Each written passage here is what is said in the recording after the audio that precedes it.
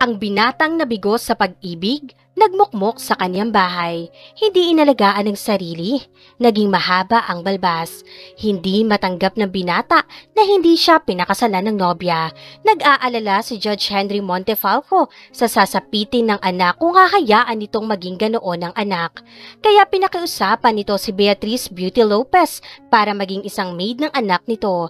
Ayaw sanang tanggapin ng dalaga kaya lang may ipinangako ang judge, kaya napa-oo ang dalaga. Ano kaya ang magiging buhay ng dalawang taong parehong sawi sa pag-ibig? Ang dalaga, pinipilit makamove on sa ginawa ng boyfriend, samantalang ang binata, dinibdib ang pag-iwan ng nobya. Kumusta mga giliw kong tagapakinig? Isa na naman pong kwento ang ating mapapakinggan na magbibigay sa atin ng kilig at saya. Pero bago po ang lahat, huwag pong kalilimutang mag-like, share, subscribe at pindutin ang notification bell para sa susunod pang upload. He is more comfortable of being alone. Ilang buwan na rin si Brandon sa kanilang lumang bahay. Sa pag-iisa niya, natagpuan ang lunas ng kanyang kalungkutan hanggang dumating ang nagbigay ng ingay sa kanyang buhay. He can't stand with this woman.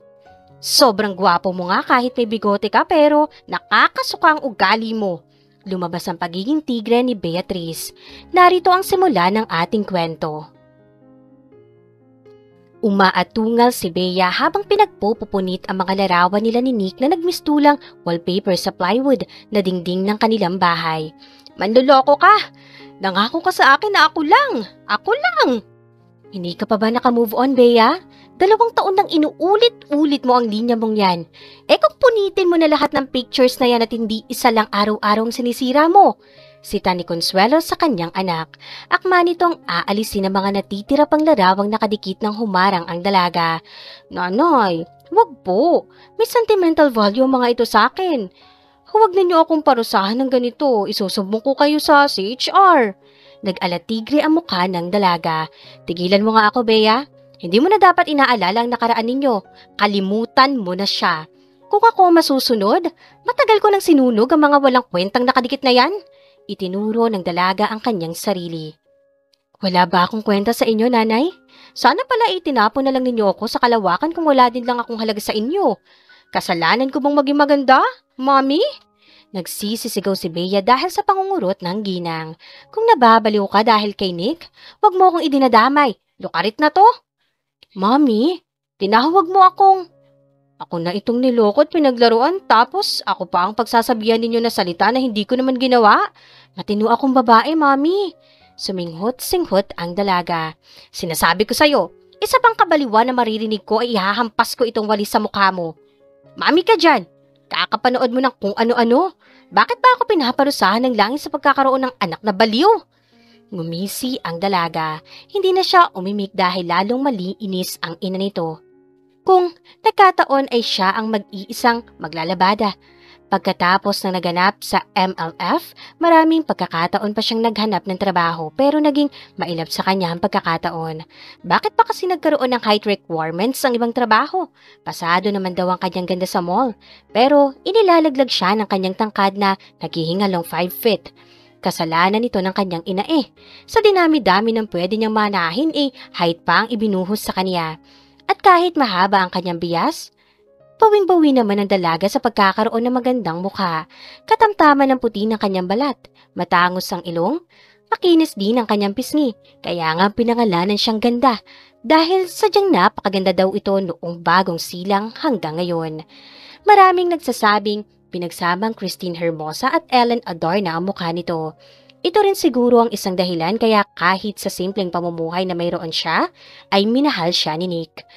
Kung makiusap kaya siyang pumasok ng trabaho sa mall na pag-aari ng dating kasintahan. No, hindi niya kailanman gagawin ang bagay na yon. Muli niyang pinagmasdan ang larawan nila ni Nick. Sayang at ang gaganda ng kuha nila. Tama ang kanyang ina. Kailangan na niyang sunugin ang mga ito. Once and for all. Nakipagtitigan ng dalaga sa Casa de Fuego. Ano na namang kalokohan, Bea?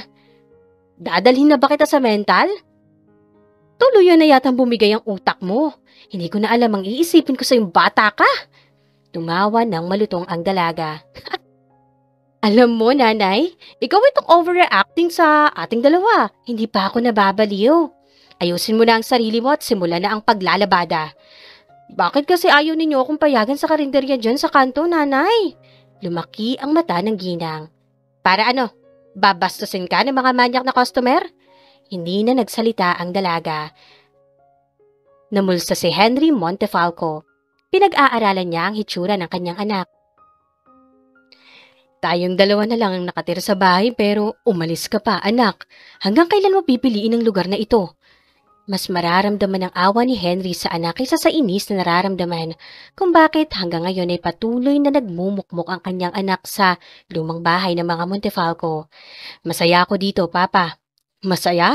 You look miserable. When will you plan to shave your beard? Burn?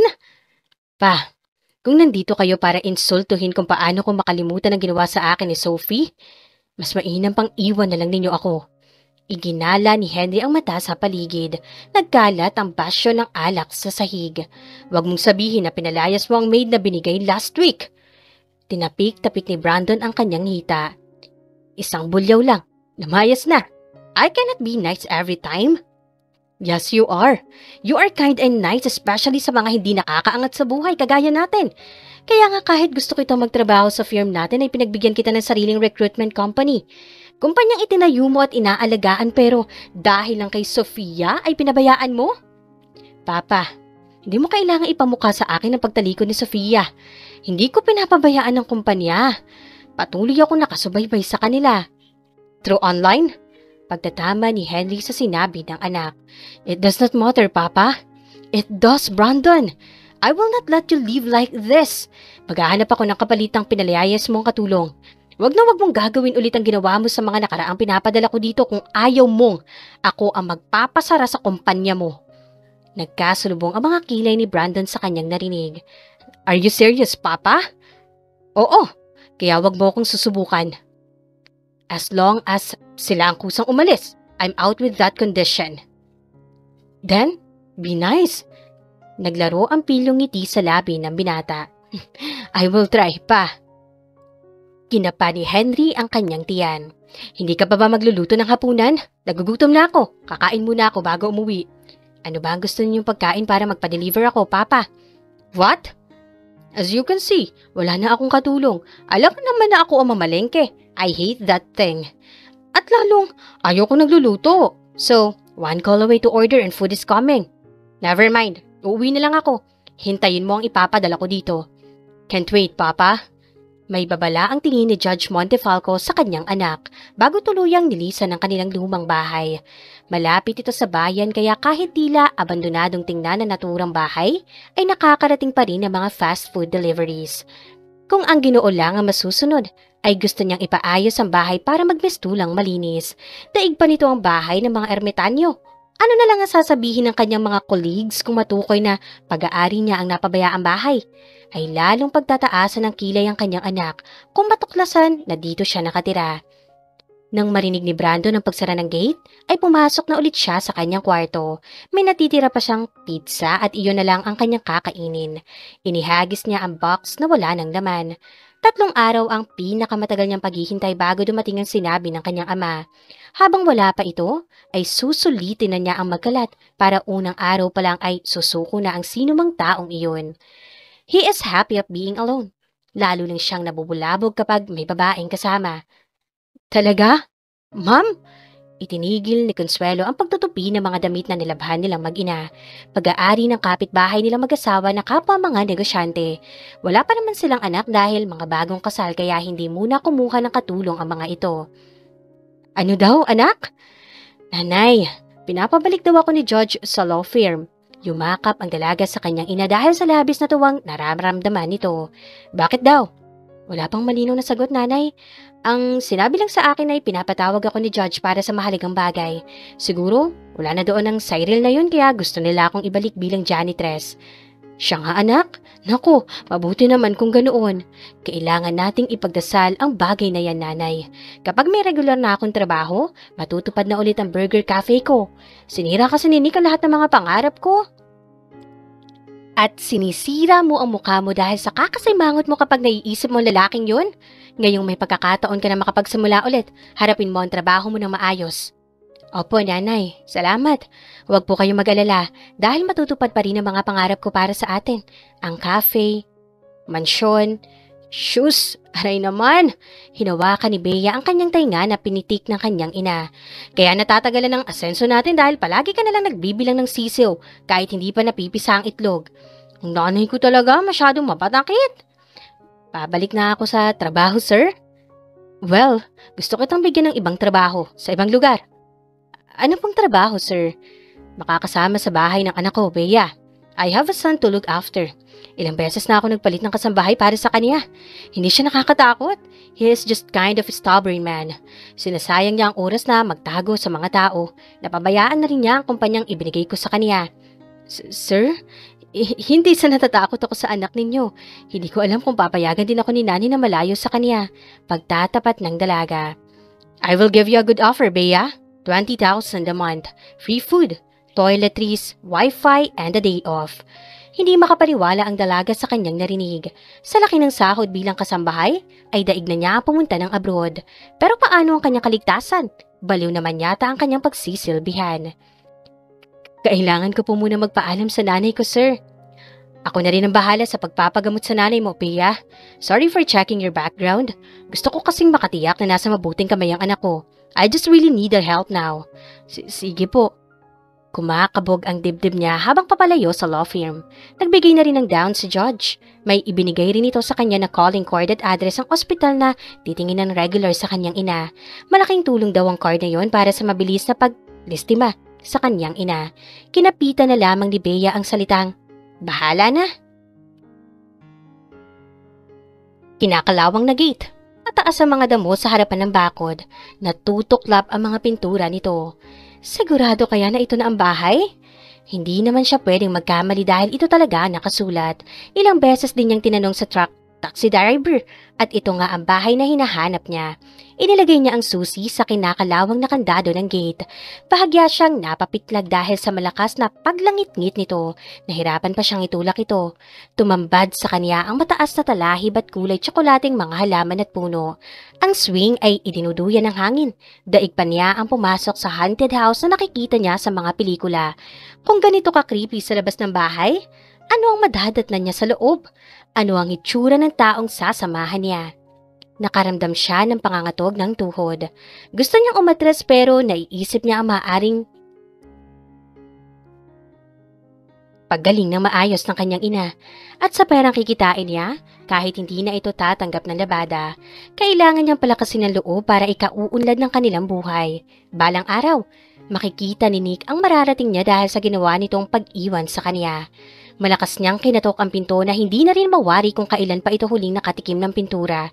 Nakailang beses na niyang ginagawa ang bagay na yon. Namumula na ang kanyang mga daliri. Sinubukan niyang pihitin ang saradura. Bukas ito. Pinuksan niya ang pinto at gusto niyang mahilo sa naaamoy at nakikita na bukana ng bahay. Parang sumabog na basurahan ang nasa loob. Are you the new maid? Malakas na tumili ang dalaga dahil sa taong bigla na lamang sumulpot sa kanyang harapan. Pinanood ni Brandon ang bagong dating habang walang kapaguran ito sa pagsigaw. Kung hindi pa siguro tuluyang na maos ang kanyang tinig, ay hindi pa ito titigil. Naglaro ang ngiti sa mukha ng binata. Mukhang lampa ang bago niya makakasama sa bahay. Bukod sa hindi ganoon katangkad, ay parang namumutla ang kulay. He will see kung magtatagal ang babaeng ito. Tinatanong kita, kung ikaw ang bagong maid, ano pa ang ginagawa mo? Clean the house! Utos nito. Tumingala ang dalaga. Kailangan niyang gawin yon para mapagmasdan na maayos sa mukha ng kausap. Makapal at mahaba ang balbas nito sa mukha. Sarado din ang kanyang bigote. Napansin din ni Bea ang 3 pulgada sigurong pilat ng kaharap sa kaliwang pisngi nito. Bingi ka ba, bata? Umirap ang dalaga. Bata? 22 years old na ako at hindi na bata. Iyang height mo ang sinasabi ko.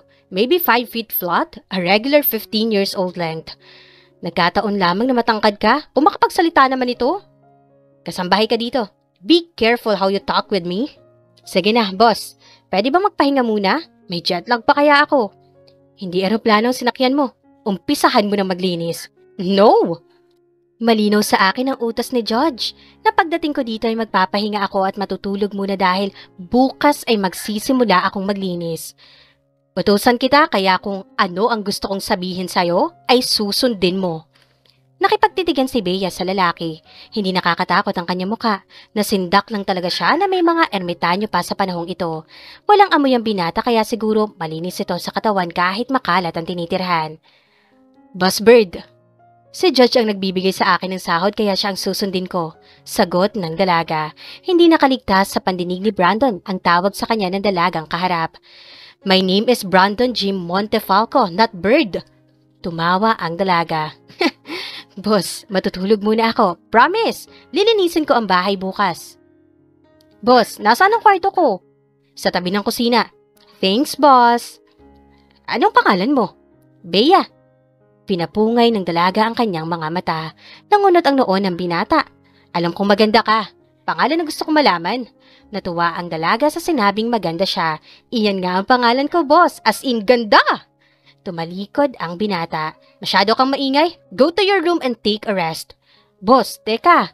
Nakaalis na si boss. Ano nga daw ang pangalan? Brandon? Bird na lang dahil sa balbas. Nahihilo na ang dalaga sa paglalakad patungo sa kwarto na itinuro ni Brandon sa kanya. Sa dami ba naman ng kalat ay hindi na niya alam kung paano ang tamang way para makapunta agad. Nadaanan ni Bea ang kusina. Seriously? Sumalubong sa kanya ang panis na amoy ng mga natirang pagkain. Padabog ang dalagang nagtungo sa kwarto. Binuksan niya lahat ng ilaw sa kusina. Mabuti na lang at gumagana pa ito. Ngayong mas maliwanag ang kitchen, mas kita niya ngayon ang kabuuang kalat nito. Bahala ka dyan. Bukas ako maglilinis. Kararating ko lang pero gusto ko muna akong paghurin. Bukas ako magsisimula. Bukas. Alam ko, kanino mo sinasabi yan? Kunwari, ay hindi narinig ni Bea ang sinabi nito. Nagtuloy ito sa kanyang kwarto. Malay ba niyang papasok doon ng binata at kung bakit kasi kailangan pa niyang tingnan ang kabuuan ng paligid. Hindi pa man naaayos ang lahat ng gamit niya ay parang magigiba ang pinto ng kanyang kwarto dahil sa magkakasunod na katok. What, boss? Patayin mo ang mga ilaw sa kusina. Ikaw ang huling lumabas doon, boss. Ikaw ang nagbukas. Kahit na, ikaw ang katulong. Boss, bukas pa ako magsisimula sa trabaho. Nakasaad sa Kasambahay Law o Republic Act No. 10361 na kaming mga kasambahay ay binibigyan din ng halaga ang aming mga karapatan. Hindi pa tapos ang dalaga pero tinalikuran na siya ulit ni Brandon. Nang lumabas siya para saglitin na patayin ng mga ilaw, ay nakasara na ang mga ito. Kalahati lang muna ng mga nakolekta niyang basura ang inilabas ni Bea. Baka magreklamo na ang mga basurero kung mapupuno agad ang truck dahil lang sa mga kalat. Ngumisi ang dalaga sa kanyang naisip. Sa loob ng lumang bahay ay makikita si Ganda and the ermitanyo. Patalon-talon ng dalaga habang bumabalik sa bahay. Nalalasahan na niya ang mapait na lasa ng kanyang pawis. 3:00 pa lang ay nagising na siya para simulan ang pagbabawas sa mga kalat ni Brandon. Kumakalam na ang kanyang sikmura. Humigop lang siya kanina ng kape. Naglabas ang dalaga paggising ng mga frozen meat and fish. Kailangan nilang kainin ni Brandon ang lahat ng mga nadatnan niyang pagkain sa freezer at fridge. Mamayang hapon ay mga expired naman ang aalisin niya. Pagkatapos niyang kumain ay mapapalaban ang vacuum cleaner. Kailangan muna niyang alisin lahat ng alikabok tapos uumpisahan na ang paglilinis. Uunahin lang niya ang sala, kusina at ang kwarto ni Brandon. Sa ilalim ng puting tumigil ang dalaga sa kinakanta nito. Halata ang iritasyon sa mukha ni Brandon habang hawak nito ang plug ng vacuum cleaner na hinugot niya sa sasaksakan. Ang aga-aga, Bea. Ayaw ko nang maingay. Ayaw ko rin ng madumi. Ayaw ko nang masikip. Nakakasulasok na amoy. Litanya iyan ni Marisol Soriano. Huwag mong gayahin. Bakit ka gumagamit nito? Kanina pa ako nagtitimpi sa mga kalabog mo dito sa baba. Ang liit-liit mong tao pero lahat ng galaw mo may ingay. Boss, malapit na ang 11:00 at natural na gagamitin ko ang vacuum cleaner. Alangan naman na hihigupin ko ang lahat ng alikabok, boss. Nakangiti ang dalaga. Una pa lang ay sinabihan na siya ni George na mahirap pakisamahan ng kanyang anak. Kailangan na mahabang pasensya ang dalaga para magtagal siya sa kanyang trabaho. Siguro, sa loob ng 3 taon na pagtsatsaga niya, ay makakaipon na siya ng sapat na puhunan para sa dream business niya. Hindi na siya maghahangad ng mansyon at milyon. Makukontento na siya na gumaling ng tuluyan ng kanyang ina. Matatagalan ba? Matutulog pa ako. Boss, wag ka na munang matutulog. Magluluto ako ng lunch. Mag-order na lang ako. Kumain ka mag-isa mo. Umiling ang dalaga. Hindi pwede ang ganyan. Boss, kailangan mo kumain ng masustansya. Katulong ka dito, hindi nutritionist. Tapusin mo na yan. Mamayang gabi bago ka matulog, pumunta ka sa kwarto ko. Ha? Naku boss, kung inaakala mong mahina ako dahil pandak ako'y nagkakamali ka, dadaan ka muna sa aking alindog bago mo makuha ang gusto mo. What are you saying? Maglilinis ka sa kwarto ko? Namula ang dalaga sa naramdamang hiya sa kanyang sinabi. Sabi ko nga na maglilinis ako, boss. Mga 1 oras pa siguro akong mag-vacuum dito sa baba. Mga 4 na oras sa itaas. No, hindi mo ba naiintindihan? Gusto ko matulog. Bulyaw ng binata. Napapikit si Bea. Pagdilat niya ay wala na sa harapan niya si Brandon. Bahala ka dyan. Sa isip ng dalaga, itinuloy niya ang paglilinis habang kumakanta. Hindi siya pwedeng paalisin ni Brandon dahil si Judge Henry ang nag-hire sa kanya. Halos pagtatadyakan na ni Bea ang pintuan para buksan na ni Brandon at mailagay na niya ang mga pagkain sa kwarto ng binata. Naninindigan ng dalaga na kakain ng binata sa kanyang niluto. Pumayag si Brandon pero pinapadala ito sa kanyang kwarto. 5 minuto na yata siyang nakatayo at naghihintay na mabuksan ang pinto. Ganito ba talaga katamad ng lalaking to? Iisa nga lang siyang pinagsisilbihan ng dalaga pero daig pa ang 5 tao. Lahat na lang ay kailangang iabot ang mga kakailanganin nito. 2 araw pa lang niya pero naninigas na ang mga binti niya sa ilang beses na panaog sa hagdan na kanyang ginagawa.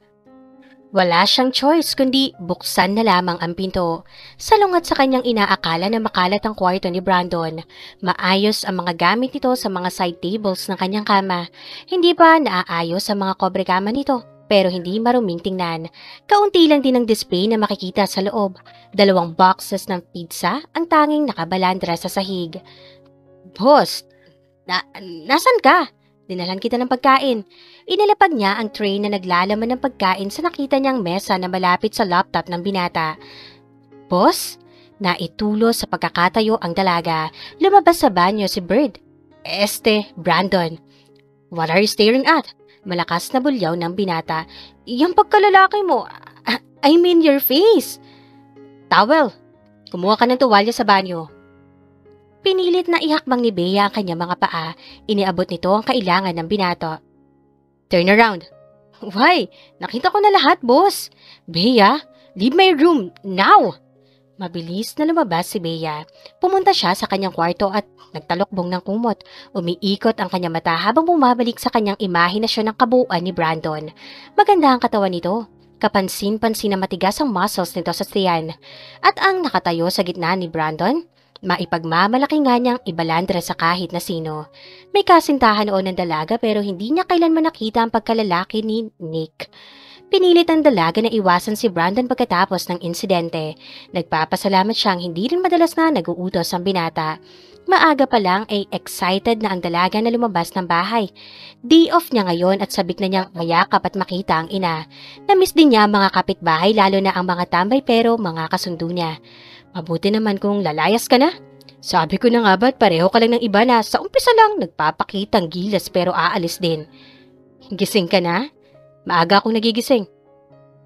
May gym ako sa likuran ng bahay. Tumango ang dalaga. Hindi pa niya nalilibot ng maayos ang paligid ng bahay. Teka, bakit mo iniibang usapan?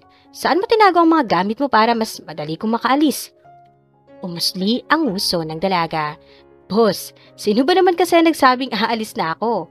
Well, aalis pero pansamantala lang dahil day off ko ngayon. Papasyal ako sa amin. Babalik din ako mamayang gabi. Ganoon ba? Take this. Kinuha ni Brandon ang palad ni Bea at ipinatong ang pera sa palad nito. Gumuhit na maraming stars sa mata ng dalaga sa nakitang pera. May kabaitan din pala ang boss kahit madalas na masungit ito. Bumili ka ng mga gamit na wala dito sa bahay. Huwag mong kalimutan ng isda dahil simula ngayon ay dito na ako sa bahay kakain at hindi na bibili sa labas. I need good meals that rich in proteins. Bahagyang nanlumo ang dalaga kung bakit ba naman kasi mabilis niyang bigyan ng kahulugan ng mga ipinapakita ng tao sa kanya. Kailan ba niya magagawang magtanda? Bumili ka na rin ng mga kakailanganin mo sa perang yan. Thank you, boss. At ilang beses ko bang sasabihin sa'yo na Brandon ang pangalan ko at hindi Boss or Bird? Tatawagin kita sa tunay mong pangalan. Boss, kung wala na ang balbas at bigote mo, ano kaya kung sumama ka sa akin para dumaan sa parlor? Ipatanggal natin ang mga yan.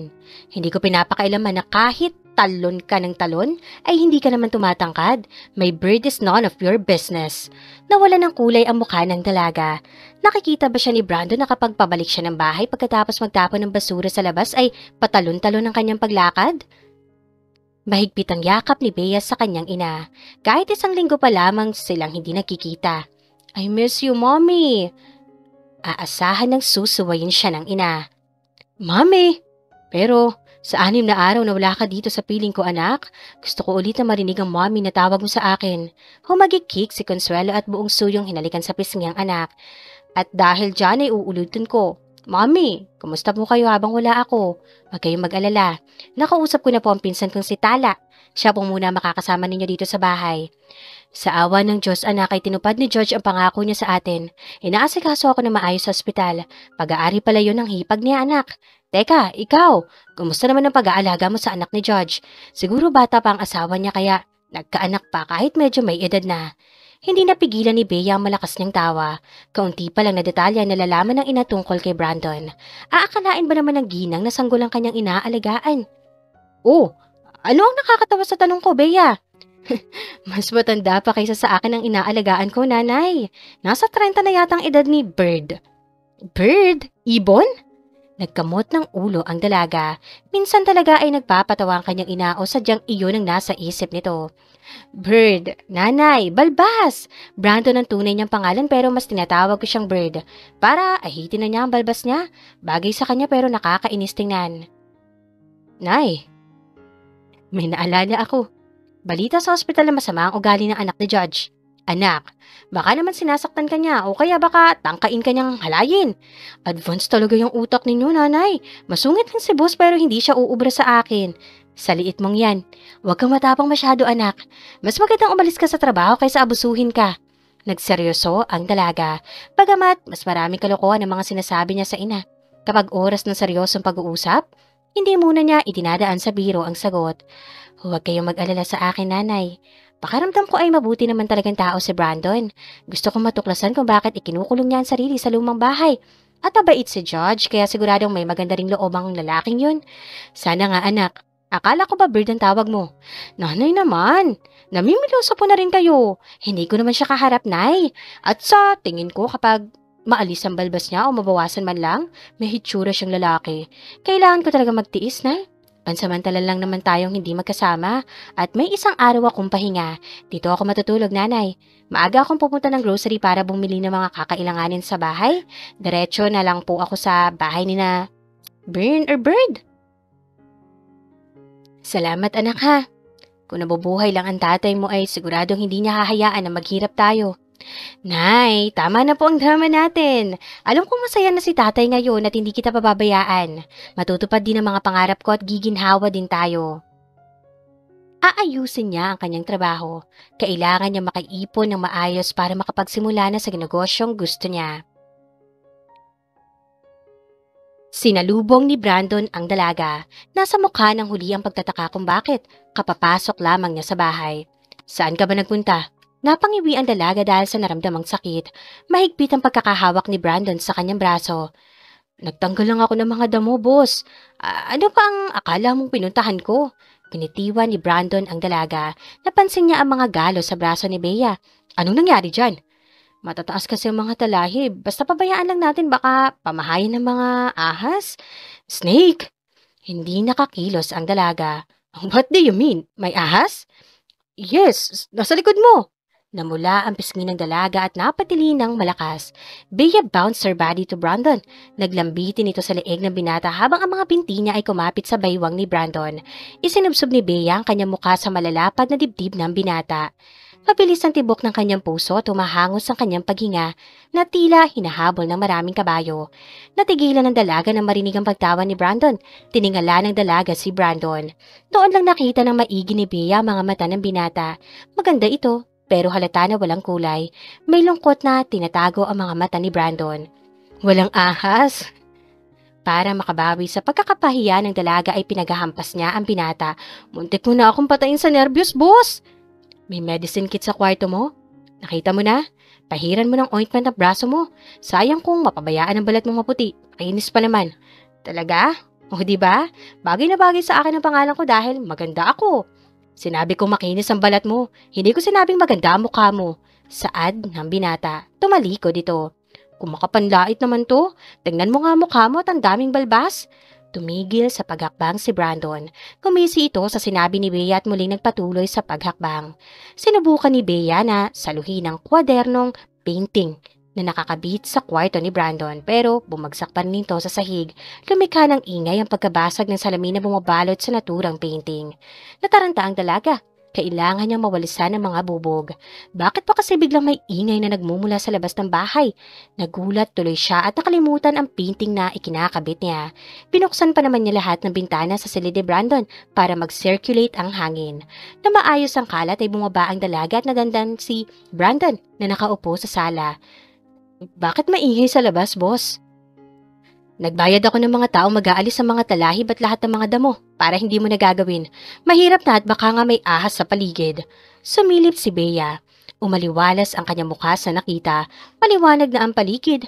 Nakikita niya rin na ginagamitan ng chainsaw ang mga tuyot ng punong kahoy. Ito pala ang ingay na nagmumula sa labas. Tapos ka na maglinis? Magpahinga ka na muna. Boss, nasira ko ang salamin ng painting sa kwarto mo. Nagulat kasi ako sa ingay. Mabilis na nagbago ang kulay ng mukha ng binata. Nagsalubong ang mga kilay ng binata. What? Nasaan? Inilagay ko sa gilid ng kama, boss. Lalong nagalit ang binata. Hindi mo ba alam ang halaga ng painting na yun sa buhay ko? Boss, pwede namang palitan ng salamin, hindi ba? Kahit ikaltas. Stop! Hindi mo kailangang magpaliwanag dahil hindi ko iyon hinihingi sa'yo. Kalahati ng buhay ko ang halaga ng painting na yun dahil galing yun kay Sofia. Natahimik ang dalaga. Tumadagundong ang tinig ni Brandon. Hindi ko sinasadya, boss. Kung makikita ni Sofia na nasira ang painting na yun, ay para kung pinatunayan na tama lang na iniwan niya ako. Dahil hindi ko kaya magpahalaga. At huwag ka nang magdahilan. Dahil alam kong wala kang ideya kung paano masaktan. Mahal na mahal ko si Sofia at masakit na sa araw ng proposal ko. Para yayain magpakasal niya ako ipinagpalit sa iba. Boss? Ngayon, sabihin mo sa akin, kung basta ko matatanggap ang paghimi mo ng pasensya sa ginawa mo, umalis ka sa harapan ko, layas! Hindi mo naman ako kailangang itaboy na parang aso. At para sabihin ko sa'yo, alam ko ang pakiramdam ng nabigo sa pag-ibig. Tinanggihan ka sa alok mong kasal samantalang kitang-kita ko ang pakikipaghalikan ni Nick sa babaeng isa sa mga abogado sa law firm ninyo. Pareho tayong nasaktan. Alam mo kung anong pinagkaiba natin? Pinilit kong kalimutan ang nakaraan kaya nakukuha kong maging masaya. Hindi katulad mo na nasa iyo ang lahat ng paraan para makalimot pero mas gusto mong ikulong ang sarili mo sa dilim? Mahina ka! Duwag! Bumagsak ang namumuong luha ng dalaga. Nagmamadaling nilisan ang kinaroroonan ni Brandon at nagkulong ito sa kanyang kwarto. Dumapa si Bea sa kanyang kama at walang pakundangan na humagulhol ito. Walang problema sa kanya na sitahin siya ni Brandon sa salamin ng painting. Pero pati ang issue na move on ay parang kasalanan pa niya ay ibang usapan na. Maliit man siya sa paningin ng binata, pero may malaki siyang pangunawa sa mga bagay. Alam niya ang pakiramdam ng nasasaktan. Bumuhos ang kanyang luha hanggang hindi makaramdam ng pagod ang dalaga. Mahihinang katok ang gumising sa diwa ni Bea. Kinakamot niya ang mata na tinungo ang pintuan. Iniluwa doon ang binata. Hindi siya nakakilos nang bigla siyang yakapin ni Brandon. Hindi na muna siguro natin pag-uusapan ng bagay na yan. Kahit ano ang gagawin mo ay hindi kita iiwan dahil kailangan ko ng trabaho. Kaya kung umiwas sa'yo, para hindi mo nakikita ang mukha ko. Humugot ng malalim na hininga ang binata. Sorry, Bea. Pakikaltas na lang ang bayad ng salamin, boss. Alam kong hindi ko na maibabalik ang value katulad noong binigay sa'yo ni Sofia. Kahit pa paano, pwede pa rin siyang display sa kwarto mo. Yumuko ang binata. Magpapahinga lang ako. Huwag kang mag-alala dahil kahit may mga oras na hindi mo ako nakikita nagtatrabaho, ay kinukumpleto ko ang mga tamang oras ng paninilbihan ko sa'yo. Walang salitang namutawi sa bibig ni Brandon. Umalis na ito sa harapan ng dalaga. Ikinulong ng binata ang mukha sa kanyang mga palad. Nakayuko si Brandon. Pakiramdam niya ay sasabog ang kanyang ulo dahil sa sakit. Nakamarka pa rin sa kanyang memorya ang pagkapahiya ni Bea dahil sa kanyang mga sinabi. Parang naninikip ang kanyang paghinga na maalala ang luhang naglandas sa pisngi ng dalaga. Malinaw na nasaktan niya ang huli. Ikinuyom niya ang kamao at tumayo ang binata. Hinarap niya ang dingding at pinagsususuntok ito hanggang maramdaman ng hapdi. Nang dumaloy ang likido ng dugo sa kanyang mga daliri. Sumalampak siya sa sahig at hinayaan ang sarili sa ganoong ayos. Ninakaw ng painting ang kanyang atensyon. Sandali itong nakipagtitigan sa naturang obra. Unti-unti niya itong nilapitan at dinampot ang painting. Ang mga natitirang salamin na nakakabit sa kwadradong kahoy ang naging dahilan para tumambad ang miserable niya mukha. Nagmukha siyang mas matanda sa kanyang edad dahil sa ilang guhit sa kanyang noo. Ang mga bigote niya at balbas na pinahaba niya at ilang buwan na ring hindi binabawasan ng bigote nito, makapal at mahaba na ang balbas nito. Hinawakan niya ang pilat na iniwan ng aksidente noong hinahabol niya sina Sofia at ang lalaking kasama nito. Naroon pa rin ang sakit. Gusto niya makalimot at umpisahan ang bagong kabanata ng kanyang buhay. Nahihirapang bumangon si Brandon dahil sa nangyari sa kanila ng dating kasintahan. Pinili niya ang magtago sa lumang bahay ng kanilang pamilya. Naging marahas siya sa mga taong nakakasalamuhan niya. Hindi na siya nagtataka kung bakit hindi nagtagal ang mga ito sa kanyang buhay. Bea Kamsalong. Sa umpisa ay minaliit niya ang kakayahan ng dalaga. Para siyang inilublob na matagal sa tubig sa mga sinabi sa kanya ni Bea. Is he weak? Isang duwag sa paglimot ng nakaraan? Kung makapagsalita siya sa akin, nanay, naku, parang niyang kilala ang pagkatao ko mula ulo hanggang paa. Sigurado ka bang iyan lang ang mga sinabi sa'yo, anak? Walang silbi na galing sa mayaman na pamilya, edukado, gwapo kahit gubat na ang kanyang balbas. Ang sama ng ugali, mabango pa naman siya at masarap yumaka pero saksakan ng pagiging ewan. Natigil sa pagbubunga nga ang dalaga ng hampasin ni Consuelo ang anak ng basahan. Anong yakap ang sinasabi mo, Bea? Nagyakapan na kayo? At bakit ka pumayag? At nga kamamaya niya na ibinigay mo na rin ang bataan mo, Bea. Nanay naman, eksahereda ka rin mag-isip kagaya ko. Ganito nga kasi yun, napubulol na tuloy ako. Pinahiya niya ako at pinaiyak. Niyakap niya ako para aluin. Sino ba naman akong santa na tumanggi, nay? Tumilat ng husto ang mga mata ng ginang. Siguraduhin mong hindi man niya kasang ibon na yun, Bea. Ako mismo ang papatay sa kanya kung ginawan ka ng masama. Kalma, nanay. Ang tapang din yung magbanta tapos tatawagin ninyong ibon si Bird. Balbas, nanay. Pagtataman ng dalaga. Babalik ka pa sa bahay na yon? Kaya pa? Siyempre naman, nanay. Masaya kayang hawakan ng sahod. Mag-iipon ako na maayos para pumatupad ang burger cafe ko. Bea's Burger Cafe. Anak, hindi ka ba nagsasawa na araw-araw mong inuungkat yan? Hindi, nanay. Kailangan kong palaging ipaalala sa sarili ko na may pangarap ako at kailangang matupad yun. Masayang naglilinis ng sala si Bea. Inuumpisahan na nilang pinapalitan ng gate. Presko na rin ang hangin dahil hindi natuyot ang mga halaman. Ang swing ay pansamantala munang inalis. Mukhang masaya ka ngayon, Bea. Hindi tumigil sa pagpupunas ang dalaga. Walang sagot ang lumabas sa bibig ni Bea. Ang daya mo naman. Sinabi mo sa akin na kapag ayos na ang damdamin ko sa pagkasira ng painting, kakausapin na kita. Good morning, Boss Bird. Malamig niyang pagbati sa binata. And last thing, sinabi mo rin sa akin noon na hindi mo na ako tatawaging Bird kung wala na ang balbas ko. Bumuka ang bibig ng dalaga. Boss Bird? I mean, Brandon? Brandon is a perfect definition of a pretty boy. Nilapitan ni Bea ang binata. Your Bird! They are gone! Ngumiti si Brandon. Lalong napanganga ang dalaga. Sa pagkakataong iyon niya nakita ang mga mapuputi at pantay-pantay na ngipin ni Brandon. Maganda ang labi nito. Makinis ang kanyang mukha. Kahit hirap niyang gupitan ay hindi naman kahaba ang buhok ay bumagay ito sa kanya. Hindi naging hadlang ang pilat ng binata sa mukha para masabing guwapo at malakas ang karisma ni Brandon. Mas bagay sa'yo, Boss Brandon. Itinaas ng binata ang kanyang kamay. Just Brandon, remember? Brandon. So, are we good? I think so. Good.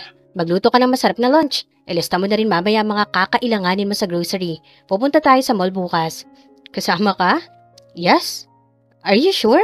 Oo naman, ayaw mo yata akong kasama. Siyempre gusto. Paakyat ang dalaga para maglinis. Kaunti pa lang naman ang marumi nilang damit ni Brandon. Sa makalawa na lamang niya ito aasikasuhin. Bea, yes? Nadaanan ng dalaga si Brandon sa kwarto. Nakabukas ang pintuan kaya nakita siya ng huli. Lumabas si Brandon. Medyo basa pa ang buhok nito. Nakasuot ng shirt at pantalon.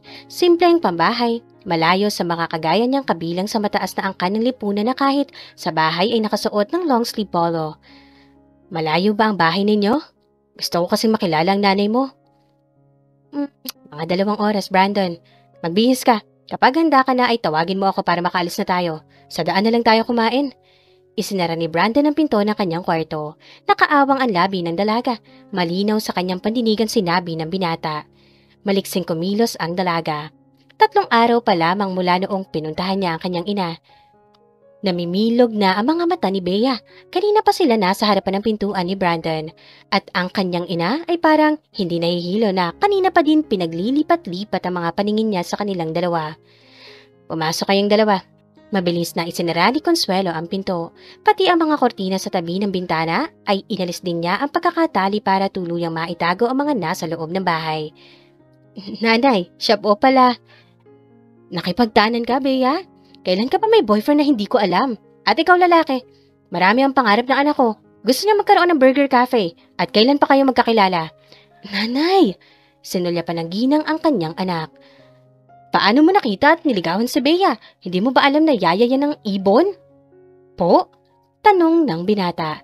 Tumingin ito kay Bea na kanina pa namumula ang kanyang mga pisngi. Dahil sa hindi tumitigil na bunganga ng ina.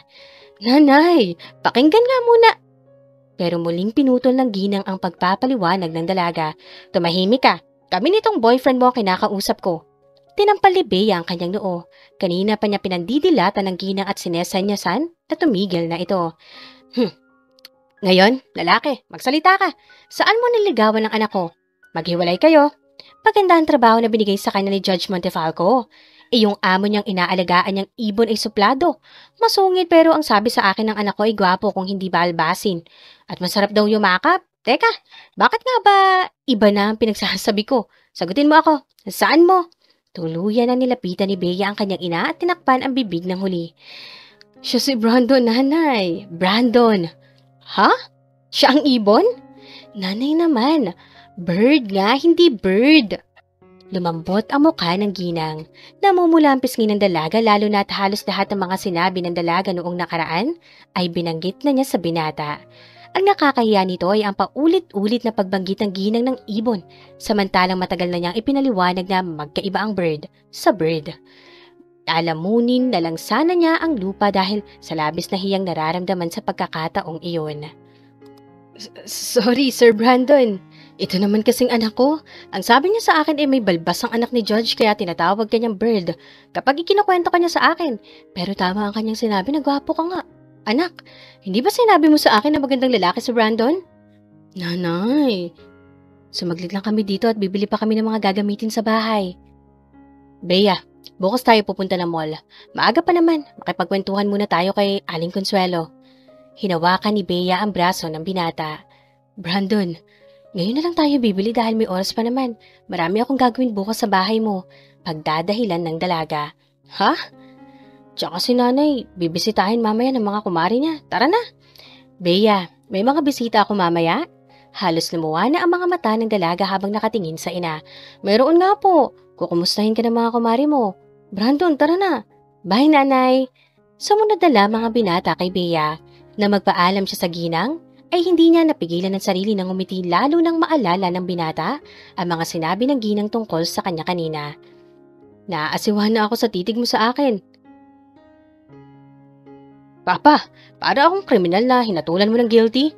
Tinapik ni Henry ang kanang balikat ng anak. Natutuwa lang ako na bumalik ka na sa dati, Brandon. Malinis na ulit ang mukha mo at nagagawa mo ng umiti. Hindi na rin palagi nakakunutan noon mo na madalas mong gawin. Itinaas ni Brandon ang kopita ng alak. Papa, sabi ko naman sa'yo na darating din ang panahon na maayos lahat ang buhay ko. Akala ko nga kanina ay hindi ang lumang bahay natin ang pinapasok ko. Bago na ang gate at may landscape na ang harapan ng bahay. Hindi ako nagkamali na si Bea ang papuntahin ko dito. Lumagok ng alak ang binata. Marami pa palang impormasyon na hindi riyan niya alam tungkol sa dalaga. Saan ninyo nakilala, Papa? Umayos ng pagkakaupo ang Ginoo. Janitress dati. Natin, sa Montefalco Law Firm. Isang araw pa lang ay pinaalis na sa trabaho. Sinampal niya at inaway sa Attorney Cyril. Ang sabi nilang dahilan ay nakita niyang naghahalikan sila ni Nick, boyfriend ni Cyril at Bea. Mula noon ay hindi na niya ginawang bumalik. Dumating ang panahon na sumuko na ako sa mga ibinibigay kong kasama dito sa bahay. Kaya siya ang naisip ko. I offered her a salary that she can't resist. At iyon siguro ang dahilan, kaya tinitiis ka niya. Mahabang saad ni Henry. Pinagsaluhan na mag-ama ang malutong na tawanan. Honestly, she helped me a lot. Pinapakita niya sa akin na kailangan magpatuloy palagi sa buhay, kahit maraming pagsubok, Papa. Hindi niya rin maintindihan kung bakit parang may mahika ang dalaga, na kahit may bagay na pinagpipilitan niya, ay si Bea pa rin ang nasusunod. Maganda kung ganoon. Sinayang ng Nick na yun ang isang katulad ni Bea. She is not a boring woman. Palagi siyang nakangiti. She is such a jolly one. Saad ni Henry, puno ng pagpupuri ang Ginoo sa dalaga. Nasa MLF pa rin si Cyril, Papa? Oo, well in fact, kasama niya si Nick. Ginawa niyang personal secretary. Nagtapos siya ng political science kaya qualified sa trabaho. Muling nangunot ang noon ng binata sa kanyang narinig. Paanong nagagawa ng dalawa na i-expose ang kanilang mga sarili samantalang minasasaktan silang iba? Pero hindi maganda ang kanilang mga ginawa kay Bea, Papa. Paano na lang ang reputasyon ng kumpanya natin? Brandon, pinanindigan ng dalawa na matagal nang walang relasyon si Nick kay Bea. Besides, hindi concubinage ang ginawa ng binata. We cannot also deny the fact that Attorney Cyril is an asset to our law firm. Lahat ng kasong hinahawakan niya ay panalo. Nagsalubong ang mga kilay ni Brandon. Isa sa mga pinakaayaw niyang klase ng tao ay ang mga naninira ng relasyon at manloloko. Parang naramdaman niya kung ano ang pakiramdam ni Bea na mismong harapan niyang nasaksihan ang pagloloko ng binata.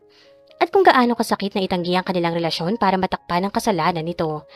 Tumigil ang pag-uusap ng mag-ama na dumating si Bea at inilapag ang pulutang inihanda niya sa mag-ama. Ilalagay ko lang sa kwarto mo, Brandon. Nope. Isinara ng binata ang kotse. Itinaas ng dalaga ang mga hawak nitong paper bags. Saan ko ilalagay ito? Sa kwarto mo. It's all yours. Ha? Huwag kang ganyan, Brandon. Paniwalain ako kaya hindi ka dapat nagbibiro ng mga ganyan. Mukha ba ako nagbibiro, Bea? Para sa'yo talaga mga yan. Sukatin mo na at kung may hindi kasya sa'yo, ibalik mo sa akin para mapalitan agad. Sinilip ng dalaga ang mga bags. Puro nga mga damit na pambabae. At hindi lang mga damit kundi mga mamahaling damit. Ito ang mga brands na matagal na niyang pinapangarap na mapas sa kanya. Sa sobrang tuwa ay niyakap niya si Brandon. Hindi na niya inisip kung ano ang iisipin ng binata sa kanyang ginawa. Sobra ang katuwaan na nararamdaman ni Bea sa mga sandaling iyon. Sa wakas, ay mararanasan na rin ng kanyang katawan na magsuot ng mga damit na pangmayaman. Thank you, Brandon. Hindi ko tatanggihan ng mga to dahil dream come true para sa akin na magkaroon ng ganitong kayamanan. Parang bata ang dalaga na tumakbo patungong silid. Hindi na siya makapaghintay na isuot ang mga damit na bigay sa kanya ng binata. Malaki ring tulong din ito para hindi mabawasan na malaki ang kanyang iniipon. Natigilan ang dalaga. Kaninang nasa daan sila ni Brandon ay kinukutuba na siya. Kabisado niya ang daang yun. Lalong nakumbinsi ni Bea ang kanyang sarili nang tumigil ang sasakyan ng binata. At tubiling humakbang si Bea. Malaki ang impact ng lugar na yon sa kanyang pagkatao. Lumingon si Brandon sa gawin ni Bea. Tara sa loob. Brandon? Dahil hindi kumikilos ang dalaga ay nilapitan siya ni Brandon at hinawakan sa kanyang kamay. Huwag kang mag-alala. Ako ang bahala sa'yo. Tumindat ang binata sa kanya. Wala namang problema sa kanya na muling maapakan ng MLF. Hindi rin issue sa kanya kahit muli silang magkita ni Nick at Cyril. Hanggang maaari ay gusto niyang iwasan ang dalawa. Natanggap na niya ang mga nangyari pero hindi pa tuluyang nabubura sa kanyang isipan ang lahat. Hindi niya alam ang gagawin kung makaharap niyang muli ang dalawa. Lalo na at si Nick, ang sinisisi niyang dahilan para hindi agad natuloy ang negosyong gusto niya. Bea, pwede mag-usap muna tayo? Wala ang binata. Nag-ikot ito sa mga opisina ng mga abogadong kasapi sa kanilang law firm. Minabuti ni Bea na tumambay muna sa pahingahan ng mga janitress sa naturang kumpanya. Natutuwa siyang naroon pa ang ilan sa mga nakasama niya dati. Siya lang yata talaga ang pumasok ng isang araw lang sa trabaho. Natigil ang masaya niyang pakikipagkwentuhan sa mga kakilala nang ipatawag siya ni Judge Montefalco. Ano po ang pag-uusapan natin, Judge? May kinuhang sobre ang matanda at iniabot ito sa dalaga. Consider this as a gift, Bea. Tinanggap ng dalaga ang sobre. Na makita niya makapal na salapi ang laman, ay mabilis niyang sinauli sa tatay ng binata. Judge, masyado pong malaki ang perang yan, hindi ko po matatanggap. Ipinagpilitan ni Henry ang pera sa dalaga pero tumanggi pa rin ang huli. Mas malaki ang naitulong mo sa anak ko, Bea. 3 buwan ka pa lang sa bahay pero nakaya mo kumbinsihin ang anak ko na muling makisalamuha sa iba. Ginagawa ko lang po na maayos ang trabaho ko, Judge. Hindi ninyo ako kailangan bigyan ng pera. Kung tutuusin, mas malaki po ang utang na loob namin sa inyo ng ina ko. VIP po kung ituring siya sa ospital kung saan nagpapagamot. Katuparan kayo ng pangarap ko na makaahon, Judge. Kita sa mukha ng Ginoo ang labis na paghanga sa kanyang narinig. Kung ibang tao lang ang kanyang kausap, ay hindi magdadalawang isip na kunin ang pera. Humahanga ako sa iyo, Bea. Hindi lang palabas mo maganda, pati na rin ang iyong kalooban. Kung may kakailanganin pa kayong tulong, ay huwag kayong mahihiyang lumapit. Mahigpit ang bili ni Henry sa dalaga. Pa, Bea, nandito ka pala. Ako yata ang pinag-uusapan ninyong dalawa. Biglang dumating ang binata. Kanina pa niya hinahanap si Bea. Gusto ni Bea na umuwi sa bahay para makapagpahinga. 4 na oras na ang iginugol niya sa pakikipagkumustahan sa mga empleyado ng firm. Bukas ay nakaplano na mainto na sa recruitment company niya dadalaw ang binata. Pa, alis na kami ni Bea. Sige, welcome back, my son. Niyakap ni Henry ang kanyang anak. Wala naman akong binalikan dito sa law firm, pa. Pamimiloso po ng binata. Sa dating mundo mo ang ibig kong sabihin. Sigurado matutuwa ang mga pinsan at kaibigan mo kapag nagpakita ka sa kanila. I will throwing a party soon at our ancestral house, Papa. Tatapusin lang ang kaunting renovation para maayos tingnan. Wow! Mabuti naman at naisipan mo, Brandon. Bea's idea pa. Kumindat ang binata sa kinaroroonan ng dalaga. Pinamulahan ito ng mukha. Brandon, may nakalimutan ka ba? Tanong ng dalaga. Tumigil si Brandon malapit sa main door. Lahat nakumusta ko na, maliban sa isa pang abogadong narito. May kausap kaninang kliyente. Siguro naman okay nang puntahan. Can you come with me? Sure. Sinusundan pa rin sila ng tingin ng mga nadadaanan nila ni Brandon. Parang celebrity ang binata na pinagkakagaluhan. Kaninang unang pasok nila sa firm. Kahit ngayong may babalikan sila sa loob, ay ganoon pa rin kasabik ang mga ito na titigan ang binata. Huwag kang mag-alala. I will take care of you. Hindi ko hahayaan na saktan ka ulit ni Cyril. Dito na lang ako sa labas, Brandon. Bea, kasama kita. Nandito ka hindi para manggulo. At amo mo ako, kaya kailangan mong sumunod sa akin. Walang nagawa ang dalaga kundi sundin ang binata. Attorney Montefalco, di ba ako dinadaya ng paningin ko?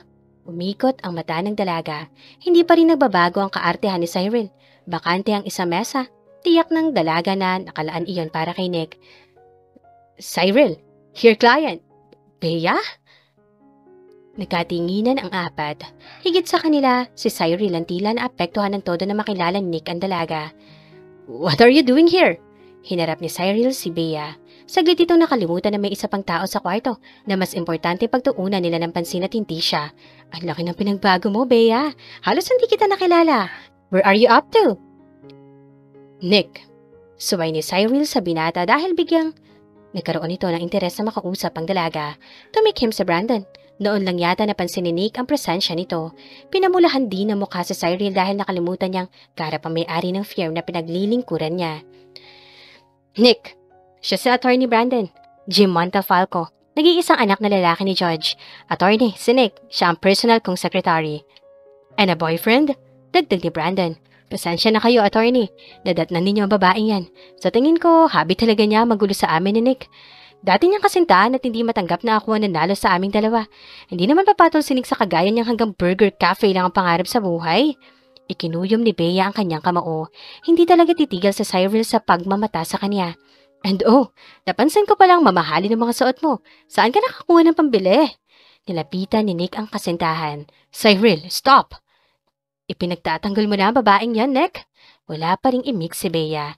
Tinangka niyang umalis pero hinawakan ni Brandon ang palad ng dalaga para pigilan ito. Bea is with me. And Cyril? Ako ang pumili ng mga damit niya. Hindi lang yan. Dahil parating na ang mga branded bags and shoes niya. My sister will send them. And I want to tell you this. Balang araw, makikilala ang cafe na gustong itayo ni Bea. Nawala ng kulay ang mukha ni Cyril sa kanyang narinig. Nagpatuloy ang binata sa kabila ng pananahimik ni Nick at Cyril. Hindi tamang maliitin natin ang kakayahan ng iba. Dahil hindi natin kailanman ikaaangat. Brandon, pwede na ba tayong umalis? Tanong ng dalaga.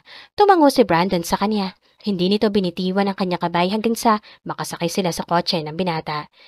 Salamat, Brandon. Humalakip-kip ang dalaga. Walang anuman. Ayaw ko lang na pinapahiya ang sino man sa mismong harapan ko, lalo na kung walang kasalanan. Ayos ka lang ba? Sorry kung pinilit pa kitang sumama kahit alam ko ang nakaraan ninyong tatlo. Bea, Papa told me about it. Kaya siguro ikaw din ang kinuha niya na makakasama ko dahil alam niyang may busila kang puso. Isinandal ni Bea ang ulo sa upuan. Pumikit ang dalaga. Hinawakan ng dalaga ang kanya mukha. Brandon, may dumi ba ako sa pisngi? Muta sa mata o dumi sa ilong? Idinaan ng dalaga sa tawa ang kanyang pagtatanong. Kanina pa niya kasi napapansin na nakatitig si Brandon sa kanya. Mahal mo pa ba si Nick? Siya kasi halatang may nararamdaman pa sa'yo na makita ka niya. Saad ng binata. Wala na eh. Wala nang pagmamahal sa akin. Lalaking yun? Naku, simula noong niloko niya ako. Kung talagang mahal niya ako, sa una pa lang ay hindi na niya ginawa. Ano daw ang dahilan kaya ka iniwan? Walang malinaw na dahilan. Nawala na rin kasi ako ng interes na makinig sa paliwanag niya. See? The scar on your face. What is the story of having that? Or bakit kami ganyan? Noong sinundan ko pagkatapos ng tanggihan ng alok kong kasal, ay nakita kong sumama siya sa ibang lalaki. Hinabol ko hanggang na-aksidente ako. May tumamang salamin sa pisngi ko. Kahit naman may pilat ka sa pisngi, gwapo ka pa rin. At masarap yumakap. Nahihiyang nagbaba ng tingin ang dalaga. Ito kasing nanay niya na walang preno ang bibig. Bea, invited ka sa party ko. May mga babayaran ako mag-aasikaso sa akin. Kaya kung may iuutos sa'yo ay huwag mong sundin. Anyway, bago ang party ay papakilala kitang kaibigan. Kumindat ang binata. Hindi alam ng dalaga kung bakit nakagawian na yatang kumindat ni Brandon sa kanya. Lumabas ng kotse ang dalaga. Hindi siya lumayo sa sasakyan. Mas gusto niyang lumanghap ng sariwang hangin kaysa sa aircon ng sasakyan. Sumaglitan si Brandon sa opisina ng ama. So, ano ang ginawa mo at naakit mo ang isang kagaya ni Brandon? Dapat si Bea nang lumapit si Nick sa kanya. Wala akong dapat ipaliwanag sa'yo. Kung ano man ang sitwasyon ko sa ngayon. Papaklang tumawa si Nick. Hinagod niya ng tingin ng dalaga. Sabagay, he is a bigger fish than me. Ano nga ba ang laban ko? He is a billionaire. May-ari lang kami ng mall. Milyones lang ang kinikita sa negosyo. Wala akong pakialam sa mga pera ninyo, Nick. Nagtatrabaho ako na maayos sa bahay niya. Hanggang iyon lamang ang parte ko sa buhay ni Brandon. Pagtatangkol ng dalaga sa kanyang sarili. Gusto na niyang bumalik si Brandon. Pero nagpatuloy ang dating kasintahan sa pangmamata kay Bea. Brandon lang ang tawag mo sa amo mo? Ilang gabi sa bawat linggo ang part-time mo sa kanya? Magaling ba sa kama, Bea? Kasi mahusay ako kaya lang masyado kang nagpakipot para marating mo ang langit na kasama ako. Nanginginig ang dalaga sa kanyang narinig. Matalim ang mga titig nitong binalingan ang nakangising sinik. Malakas na lumagapak ang palad ng dalaga. Agad na namula ang pisngi ni Nick. Hindi dahil sa sampal kundi sa kahihiyan na inabot nito lalo na at may mga nakasaksi sa ginawa ng dalaga. Wala kang karapatan na pagsalitaan ako ng ganyan. Oh, really? Alam mo, Bea, dati, nasasayangan ako na basta ako pumatol sa kagaya ni Cyril. Malayo kasi ang ugali niyong dalawa. Akala ko nga jackpot na ako sa'yo. Ipinagtanggol kita sa pamilya ko kahit ayaw sa'yo. Nahihirapan silang tanggapin ka pero wala silang magagawa dahil kaligayahan ko ang nakataya. Sila ang unang natuwa noong naghiwalay tayo. Kahit kailan, ay hindi niya inaasahan ang bagay na yun na marinig sa binata.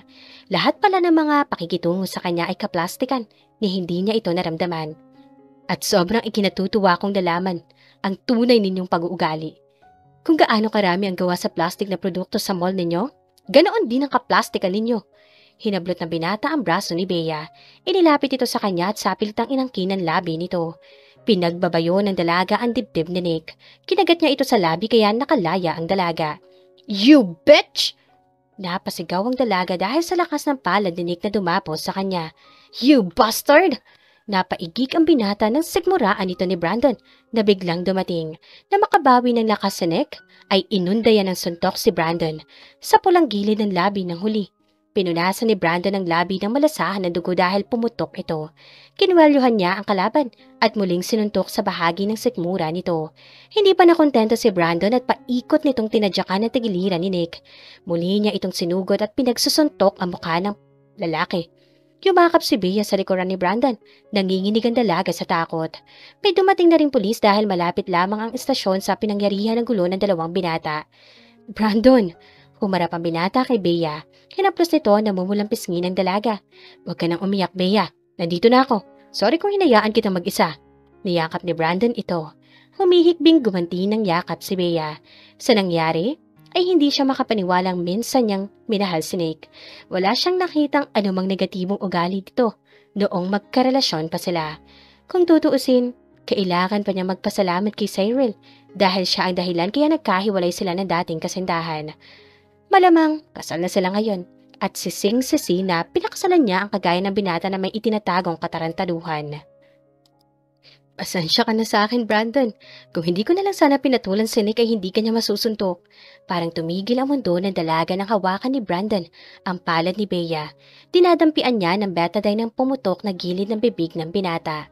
You are living in my house with me, Bea. Hindi ako papayag na babastusin ka ng sino man. Salamat. Kasalanan ko rin dahil isinama na kita. Gusto ko lang sana na kahit papaano ay nalilibang ka. Kung alam ko lang nakahantong sa ganito ay naiwan ka na dito sa bahay. Sagot ng binata. Kita sa mukha ni Brandon ang pag-aalala dahil sa nangyari. Sinisigurado ko sa'yo na hindi ka na niya magugulo o malalapitan ulit ng Nick na yon. Hindi lang bugbog ang aabutin niya sa akin. Bakit mo ginagawa sa akin to? Ikinulong ni Brandon ang mukha ng dalaga sa kanyang mga palad. Ginagawa ko lang ang alam kong tama para protektahan ang mga sinasaktan. Bea, pati ba naman pisikal ay aabusuhin ka? Sino ang matinong lalaki na mananakit sa babaeng dating parte ng kanyang buhay? He is stupid. Namumula sa galit ang binata. Alam mo, ipaghahanda na lang kita ng merienda para mawala ang init ng ulo mo. Tumayo ang dalaga. Kung hindi aalis ang dalaga sa tabi ni Brandon, habang pinapahalagahan siya nito ay baka hindi lang yakap ang maibigay niya sa binata. Pasimple niyang kinurot ang sarili dahil sa kapilyahang naiisip nito. Gusto niyang sasihin sa Brandon. Bigla kasi nitong inahit ang kanyang balbas. Gusto pa naman niya itong tinatawag na bird. Para kasi silang title ng Disney movie. Tinatawanan mo naman yata ang pumutok na labi ko, Bea. Napansin pala ng binata na bahagyang gumuhit ang ngiti sa kanyang labi dahil sa naisip kanina tungkol sa kanya at sa kasama niyang may balbas. Hindi, masaya lang ako na nakaganti ka kay Nick. Alam mo, mas mabuti pang ako na lang ang maghahanda ng merienda natin para mawala na sa isip mong lalaking yun. Huwag mo na pag-aksayahan ng panahon ng gonggong na yun. Utos ng binata. Sa huli ay pumayag na ang dalaga. Sa unang pagkakataon ay nagkusang maghanda ng pagkain si Brandon para sa kanila. Matangkad, maputi at hindi niya tiyak kung maganda ang babaeng kaharap ng nasa gate. Lalo na't makapal ang makeup nito sa mukha. Naisip niyang maraming layers ng foundation at concealer ang ginamit ng babae para maitago ang mga pores nito. Ano ang may paglilingkod ko sa'yo? Gusto kong makausap si Attorney Brandon. Where is he? So, hindi ito pinsan ni Brandon o bahagi ng kanilang pamilya. Sa mga dumalog na sa loob, na siya rin ang nagbukas ng main gate, ay Brandon lamang ang tawag sa binata. Hindi kagaya ng bagong dating na masyado yatang formal at pati ang suot niya at kapal ng makeup ay hindi angkop sa tema ng party. Stop wasting my time. Answer me. Where is he? Nasa loob. Then, let me in. Pasensya na pero hindi ako nagpapapasok ng walang permiso kay Brandon. Kailangan ko muna siyang makausap. Inalis ng dalaga ang suot na shades, nakataas ang kilay nito at nagsusungit ang kanyang mata. Hindi mo ba ako nakikilala? I am Sofia Del Valle. Pupuntahan ko lang si Brandon para sabihin narito ka. Mabilis na isinara ng dalaga ang gate. What the hell? Open the gate! Hindi pinansin ng dalaga si Sofia sa kabila ng pagwawala nito. Hawak niya ang dibdib, napapalakas ang kabog nito habang papalayo sa gate. Bigla siyang nakaramdam ng hindi pagiging komportable lalo ngayon nakita niya si Sofia. Bea! Bumuka ang bibig ng dalaga na makasalubong niya ang hinahanap na binata. Walang salitang namutawi agad sa kanyang bibig. Are you okay? May bisita ka, Brandon. Hindi ko alam kung papapasukin ko. Really? Kompleto na mga naimbitahan ko. Nasa gate si Sofia. Sa wakas ay nasabi rin ng dalaga. Kapwa sila natigilan. Nang magtama ang kanilang mga paningin, ay hindi niya alam kung ano ang gustong ipahiwatig ni Brandon sa kanya. Nagbaba ng tingin ang dalaga. Ako na magbubukas. Walang nagawa ang dalaga kundi sundan si Brandon para puntahan ang dati niyang kasintahan. May sumundot na kirot sa isang bahagi ng kanyang puso.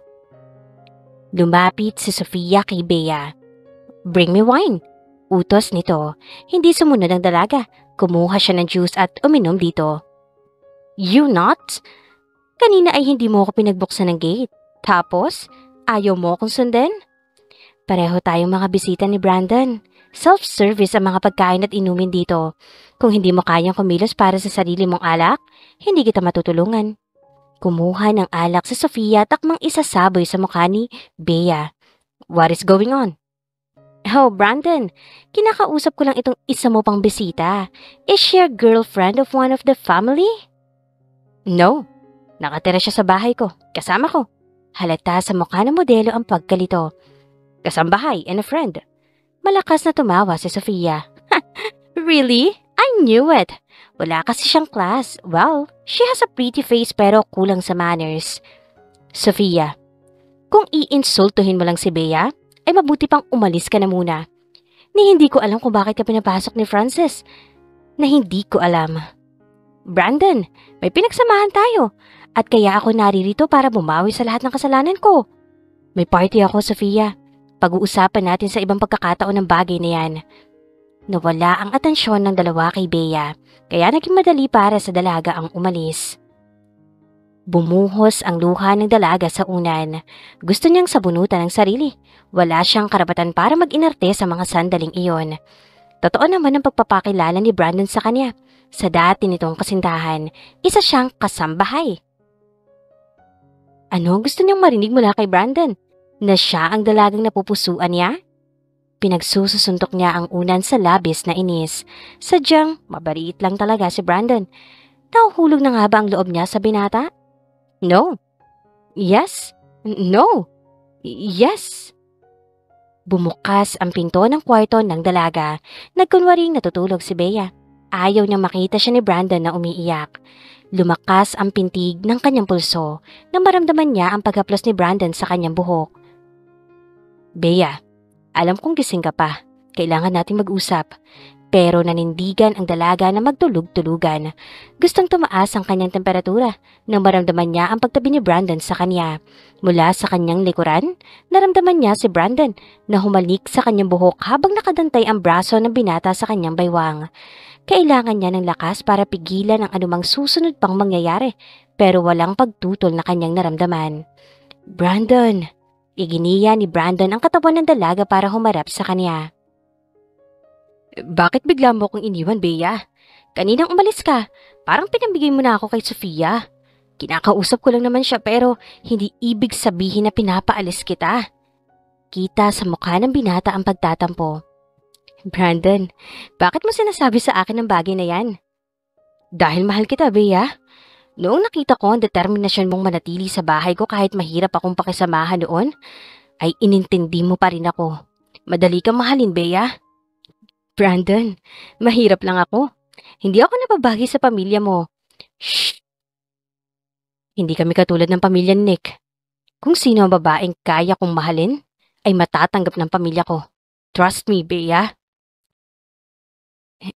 "Pero bakit ako?" "Bea, bumalik na si Sofia. Pagkakataon mo na para maayos ang tungkol sa inyong dalawa." Hindi nagsalita si Brandon. Tinitigan lamang siya ng binata. Nagtama ang kanilang paningin. Unti-unting nagkakalapit ang kanilang mukha. Kinailangan ni Bea ang pumikit bago pa maduling dahil sa maigting na pigitan ng binata. Handa niyang tanggapin ang halik ni Brandon sa kanya. Nang maglapat ang kanilang mga labi, ay tinugon ito ni Bea. Hinagilap ng dila ng binata ang bawat parte ng labi ni Bea. His hands gets wilder. Pumasok ito sa bulsa ng binata. Napasinghap si Bea nang maramdaman niya ang daliri na nilalaro ang tuktok ng kanyang hinaharap. Isa-isang inalis ng binata ang butones ng blusa ng dalaga. He unhooked her brassiere. Humahangang napatingin si Bea sa mga yon. Ang dalawang dibdib ng dalaga ay tila magyayabang sa kanyang harapan. Muling ibinalik ng binata ang atensyon sa labi ni Bea. Gumapang ang halik na iyon sa leeg ng dalaga hanggang bumaba sa mga dibdib nito. Tumigil doon ang binata. Isinubo niya ang isang tuktok. Habang abala ang isa niyang palad sa paglalaro sa isa pang hinaharap ng dalaga. Napasinghap si Bea. Hindi niya alam na ganoon kasarap ang mararamdaman niya sa mga sandaling iyon. May kakaibang init ang gumagapang sa kanyang katawan. Lalong tumaas ang temperatura ng dalaga nang bumaba ang isang kamay ng binata at ibinababa ang suot niyang palda. Tila nagmamadali ang binata dahil gumalaw ang dalawa niyang kamay para mas mabilis nitong manghubad ang pang-ibabang damit ni Bea. He cupped her puff underneath her silk underwear. Tila mauubusan ng hininga ang dalaga. Hindi niya alam kung ano ang susunod na gagawin ni Brandon sa kanya. Pero may hinahangad ang kanyang pagkababae sa mga sandaling iyon. Pero hindi niya matukoy kung ano. Hindi na iwasang magbuga ng hangin ni Bea nang ibaba ni Brandon ang natitira niyang saplot. Bahagya niyang ibinuka ang mga hita ng dalaga at sinimulang isubsob ang mukha sa maselang parte ni Bea. Ramdam na ramdam ng dalaga kung paano pagalawin ni Brandon ang kanyang labi para maibigay sa kanya ang kakaibang ligaya sa mga sandaling iyon. Wala siyang ibang naging tugon para ipahayag ang nararamdaman kundi ang anas at ungol nito habang binabanggit ang pangalan ni Brandon. Nang magsawa na ang binata, ay nagmamadali na rin niyang inalis ang anumang sagabal sa katawan para tuluyang mailantad ang matimuto nitong pangangatawan kay Bea. Pumaibabaw ang binata sa katawan ni Bea. Dahan-dahang ipinasok ng binata ang kanyang pagkalalaki sa loob ni Bea. Pakiramdam ng dalaga ay may kutsilyong bumibiyak sa kailaliman ng kanyang pagkababae dahil sa kirot na nararamdaman habang sinasakap ni Brandon ang kanyang kabuuan. Handa na siyang itulak ang binata dahil ayaw na niyang maramdaman ang sakit pero napilitan ng masarap na sensasyon sa nagaganap na pag-iisa nila ni Brandon. Habang pumibilis ang ginagawang pag-indayog ng katawan ng binata, ay lalong nalulunod sa sarap ang dalaga. "I'm coming!" Halos hindi maintindihan ng dalaga ang sinasabi ni Brandon dahil panaka-naka ay umuungol pa rin ito. Lalong binilisan ni Brandon ang galaw hanggang kapwa nila narating ang sukdulan. Tagaktak ng pawis ang dalawa nang matapos ang seremonyang ginawa. Malalakas na katok ang gumising sa natutulog na dalaga. Napayakap siya sa kanyang sarili. Itinaas niya ang kumot at nakitang may suot siyang damit. Wala ding masakit na parte ng kanyang katawan, lalo na ng kanyang pagkababae. Malinis, walang naganap. Lahat ay panaginip. Nakahinga siya ng maluwag na panaginip ang nangyaring yun sa pagitan nila ng binata. Muntik na niyang naipagkaloob ang puri sa binata. Bakit nakaramdam siya ng panghihinayang? Mahinang sinampal ni Bea ang pisngi.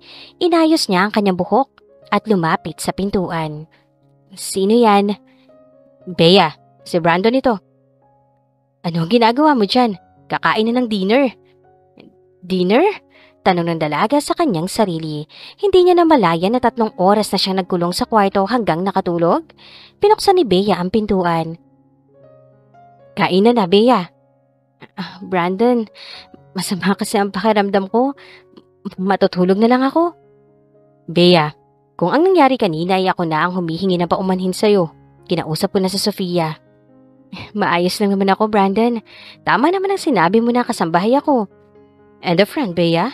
Kailangan niya malaman na kahit ano ka pa sa buhay ko, ay hindi hadlang para mapalapit ka sa akin." Nagbuga ng hangin ang dalaga.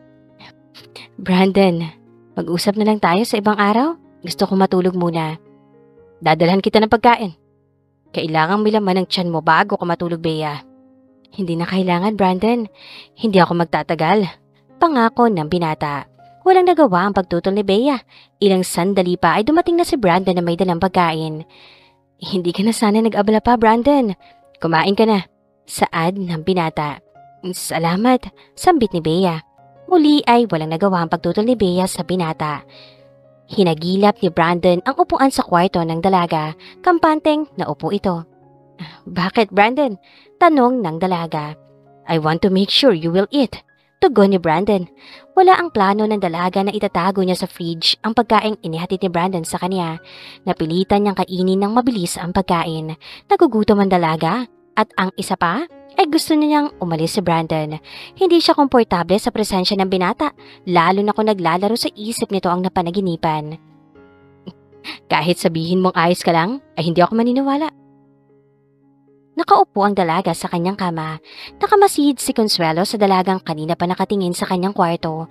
Malinis na ang dingding na dating gallery ng mga pictures nila ng binata.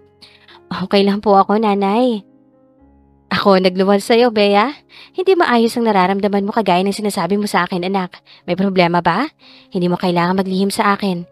Nanay, ayos lang po talaga ako. Sana maniwala po kayo sa akin. Anak, nagmamahal ka ba ulit? Ganyan na ganyan ka noon kay Nick. Sabihin mo sa akin ang totoo, Bea. Yumuko ang dalaga. Lalong nakumpirma ni Consuelo na tama ang hinala nito sa ikinikilos ng anak. Nanay, maayos na si Brandon. Gusto ko na sanang umpisahan ang negosyong pinapangarap ko. May pag-aalalang tumingin ng ginang sa kanyang anak. Ikaw, anak, kung anong gusto mo. 1 taon ka na rin sa bahay ni Brandon. Sapat na rin ang naipon mo para makapagsimula, anak. Salamat sa pangunawa, nanay. Huwag po kayo mag-alala dahil hindi po kayo babalik sa paglalaba. Magsusumika po ako. Anak, iyan ba ang gumugulo sa utak mo? Opo. Seryosong nakikinig si Brandon sa mga sinasabi ng dalaga. I thought, magtatagal ka dito sa bahay hanggang matapos na talagang ma-renovate lahat ng mga dapat ayusin, Bea. May nagawa ba akong mali? Nahihirapang harapin ni Bea ang binata. Hindi, masyado kang mabait kaya nahihirapan na ako eh. Saad ng dalaga. Hindi niya maipaliwanag kung ano talaga ang gusto ni Bea na sabihin. Bakit kasi hindi na lang siya magpaalam at payagan? Simple. Kailangan pa niyang sagutin ang mga tanong ng binata sa kanya. Hindi ko maintindihan, Bea. Kung may nagawa akong mali ay pwede mong sabihin sa akin. Kagaya noong una. Noong unang narito ka, matapang at tinaharap mo ako para sabihin kung anong pagkakamali ko. Bigla na lang nagbago, Bea. Pero hindi kita pipilitin kung gusto mo talaga akong iwan. Makikiusap lang ako na kahit 1 linggo pa. Gusto ko lang ihanda ang sarili ko bago ka umalis. Laylay ang mga balikat ni Brandon na iniwan ang dalaga. May gusto pang sabihin ng dalaga pero hindi lumabas ang mga salitang iyon. Napaupo siya sa sofa at humalokip-kip. Why Brandon is making it so hard? Kasambahay siya sa buhay ni Brandon, kaya hindi niya kailangang maging handa kung aalis man siya. People come and go. Isang malaking box ang nadatna ni Bea. Naroon din si Brandon at may kinakausap ito sa cellphone. Aalis muna sana si Bea, pero nakita siya ni Brandon at sinenyasan ng dalaga na maghintay ito. Ilang saglit pa ay pinutol ng binata ang tawag at itinuon ang atensyon sa dalaga. Para sa iyo mga to, ngayon lang naipadala ng kapatid ko. Mabuti nga at hindi ka pa nakakaalis. Nagtatanong ang mga titig na bumaling si Bea kay Brandon. Itinuro niya ang kanyang sarili. Para sa akin? As I told you, may mga sapatos and bags na binili para sa'yo. Pero, I'm a man of my words, Bea. Magtatampo din ako kapag hindi mo tatanggapin yan. Ngumiting muli ang binata. Marami ka nang naitulong sa akin, Brandon. Ayaw kong isipin mo nagiging abusada na ako sa mga kabutihan mo. Natulala pansamantala ang dalaga ng hawakan ni Brandon ang kanyang kamay. Malaki na itulong mo sa akin, Bea. You saved my life. Kung hindi ko nakita sa iyo mga positibong bagay, baka hanggang ngayon ay bird pa rin ang tawag mo sa akin. Komento ng binata. Bahagyang tumawa ang dalaga at pasimpleng binawi ang kanyang kamay. Kahit naman may balbas ka, gwapo ka pa rin, Brandon. Talaga? Gwapo ako? Nag-init ang mga pisngi ng dalaga sa klase ng tanong ni Brandon. May kakaiba rin kasing kinang ang kanyang mga mata habang nakatitig ang binata sa kanya. Nagpasalamat na lamang ang dalaga sa box. Iniwan siya ni Brandon dahil lalabas ito. Hindi siya makapaghintay na makita ang mga laman ng regalo ni Brandon sa kanya, kaya sa mismong sala na lamang niya ito binuksan. Halos lumuwa ang kanyang mga mata. Hindi basta bag at sapatos lamang ang sumalubong sa kanyang paningin. Mga mamahalin, mga pinapangarap niyang brands. Kanina ka pa umiinom, Brandon. Kumain ka muna. Yakag ni Bea. Mapupungay ang mga matang tumitig si Brandon sa dalaga. Wala akong ganang kumain, Bea. Brandon, hindi dapat ganyan. Kahapon ka pa, hindi kumakain. Baka magkasakit ka sa ginagawa mo. Pinilit ni Brandon ang umitib kahit nababanaag ang lungkot sa kanyang mga mata. Bea, bakit ka nga ba aalis? Brandon? Dahil ba okay na ako? Sa tingin mo ba kahit na maayos na ang buhay ko tumalis ka ay okay lang talaga? Ano itong ginagawa mo, Bea? Pinaasa mo lang ako na hindi ako dapat iniiwan, ganoon ba? Biglang tumaas ang titig ng binata. Brandon, marami ka na yatang nainom. Hindi ko na maintindihan ang mga sinasabi mo. Bea, ang simple ng mga sinabi ko. Gusto ko malaman ang totoong sagot kung bakit ka aalis. Bakit kailangan mo matakot sa kabutihan ko? Magulo, Bea. Magulo talaga ang rason mo. Bakit naman may dahilan pa na hindi mo sinasabi? Wala, Brandon. Maghahanda lang ako ng pagkain mo. Kailangan magkalaman ng sikmura mo at hindi puro alak ang nasa tiyan. Tumalikod ang dalaga. Pero hindi agad nagtungo ng kusina para maghanda ng pagkain ng binata. Nagtago muna ito sa isang bahagi ng sala para pag-aralan ng kilos ni Brandon. Nakayuko ang binata at nang iangat nito ang muka, ay pansamantala muna itong tumitig sa kawalan. Gustong kausapin ni Bea si Brandon para marinig kung ano ang dahilan ng ikinikilos ngayon ng binata. Lalo lamang siyang naguguluhan sa sitwasyon. May mabuting kalooban ng binata, kaya nagsisimulang umusbong ang magandang pagtingin ni Bea sa huli. At ito ang kailangang supilin ng dalaga. Ayaw niyang itaya ang kanyang damdamin sa lalaking kailan lang niya nakasama. Wala ding katiyakan kung may mararamdaman din si Brandon sa kanya. Humantong ang dalawa sa silid ng binata. Hindi matandaan ni Bea kung paano sila nakarating doon. Namalayan na lamang niyang nakahiga na siya sa malambot na kama habang nasa ibabaw niya si Brandon, na titig sa kanya. Her temperature rises. May pagkakataon siyang ayusin ang kanilang posisyon pero wala siyang makapang pagtutol sa mga sandaling iyon. Kung ano man ang kahihinatnan nito, ay nakahanda ang dalaga. Bea, stop me with this. I want you so badly. Pero walang pagtutol na namutawi sa kanyang bibig. Nang maglapat ang kanilang mga labi, ay lalong walang balak si Bea na pigilan ang binata sa kanyang ginagawa. Naging mapusok ang binata at inihanda ng dalaga ang kanyang sarili na sabayan ng bawat kibot ng labi ni Brandon. Habang tumatagal ay nagiging mapusok ang halik ni Brandon sa kanya. His tongue is trying to conquer her mouth. Pati ang kamay nito ay naging mapanghas na rin. Puno ng kasabikan ng binata na alisin ang kanyang mga damit at isinunod na hubaran ang dalaga. Sa pagkakataong iyon ay nagmistulang alipin ang dalaga na naging sunod-sunuran sa mga kilos ni Brandon. Ramdam niya ang pagiging maingat ng binata tuwing hinahaplos nito ang kanyang katawan. Unti-unting inalis ni Brandon ang suot ng dalaga. Walang ibang laman ng isip ni Bea sa gabing yun, kundi ang pagbigyan ang sarili kahit na ano ang magiging bunga nito. Patunay ang hindi niya pagtutol sa mga sandaling iyon na mahal niya ang binata. At sa mga sandaling iyon ay naging saksi ang tahimik na gabi para maging iisa ang kanilang mga katawan. Nagparaya ang damdamin ng dalaga para sakupin ng hindi maipaliwanag na karanasan sa unang pagkakataon. Pagkatapos ang pinagsaluhang mga ungol at anas, ay naramdaman ng dalaga ang pagiging ganap na babae sa piling ni Brandon. Tumalikod ang dalaga. Bea, mahinang tawag sa kanya ng binata. Yumakap ito mula sa kanyang tagiliran. Hindi tumutol ang dalaga. Pagbibigyan niya ang sarili sa gabing ito. Kahit isang gabi lang, ay maramdaman niyang pag-aari niya ang binata. Nakipagtitigan siya sa kisame, hanggang mapagod ang mga mata at kusa na lang naglandas ang kanyang luha. Nangyari na ang kanyang panaginip noon, na ipagkaloob niya ang puri sa lalaking walang kaugnayan dito. Tumingin siya sa lalaking katabi. Mahimbing ang tulog ni Brandon. May maririnig pang mumunting hilik mula dito. Nakadantay ang kamay ng binata sa kanyang katawan. Ano nga ba ang kanyang nagawa? Bakit hindi niya nagawang pigilan ng binata sa mga nangyari? Kailangan niya makaalis sa lugar na ito sa lalong madaling panahon. Dahan-dahan niyang inalis ang braso ng binata sa ibabaw ng kanyang tiyan. Patingkayad siyang umalis na masiguradong mahimbing pa rin natutulog ang binata. Bea, saan ka pupunta? Dahil sa gulat ng dalaga ay nabitiwan niya ang hawak na damit na pinulot niya nagkalat lamang sa sahig ng kwarto. Tumambad muli ang kanyang kabuuan sa binata. Mabilis na lumapit si Brandon. Hinila nito ang kumot at itinakip sa walang saplot na katawan ng dalaga. Papasok na ako sa kwarto ko, Brandon. Halos hindi lumalabas sa mga salitang sinasabi niya sa binata. Nilalamon ang kanyang sarili sa labis na kahihiyan sa katatapos nilang pagniniig ng binatang amo. Bea, hindi ko alam kung paano ako hihingi ng tawad sa ginawa ko. Naging mapanghangasa ako at mapagsamantala. Kung ano man ang mararamdaman mo, ay handa akong tanggapin. Saktan mo ko.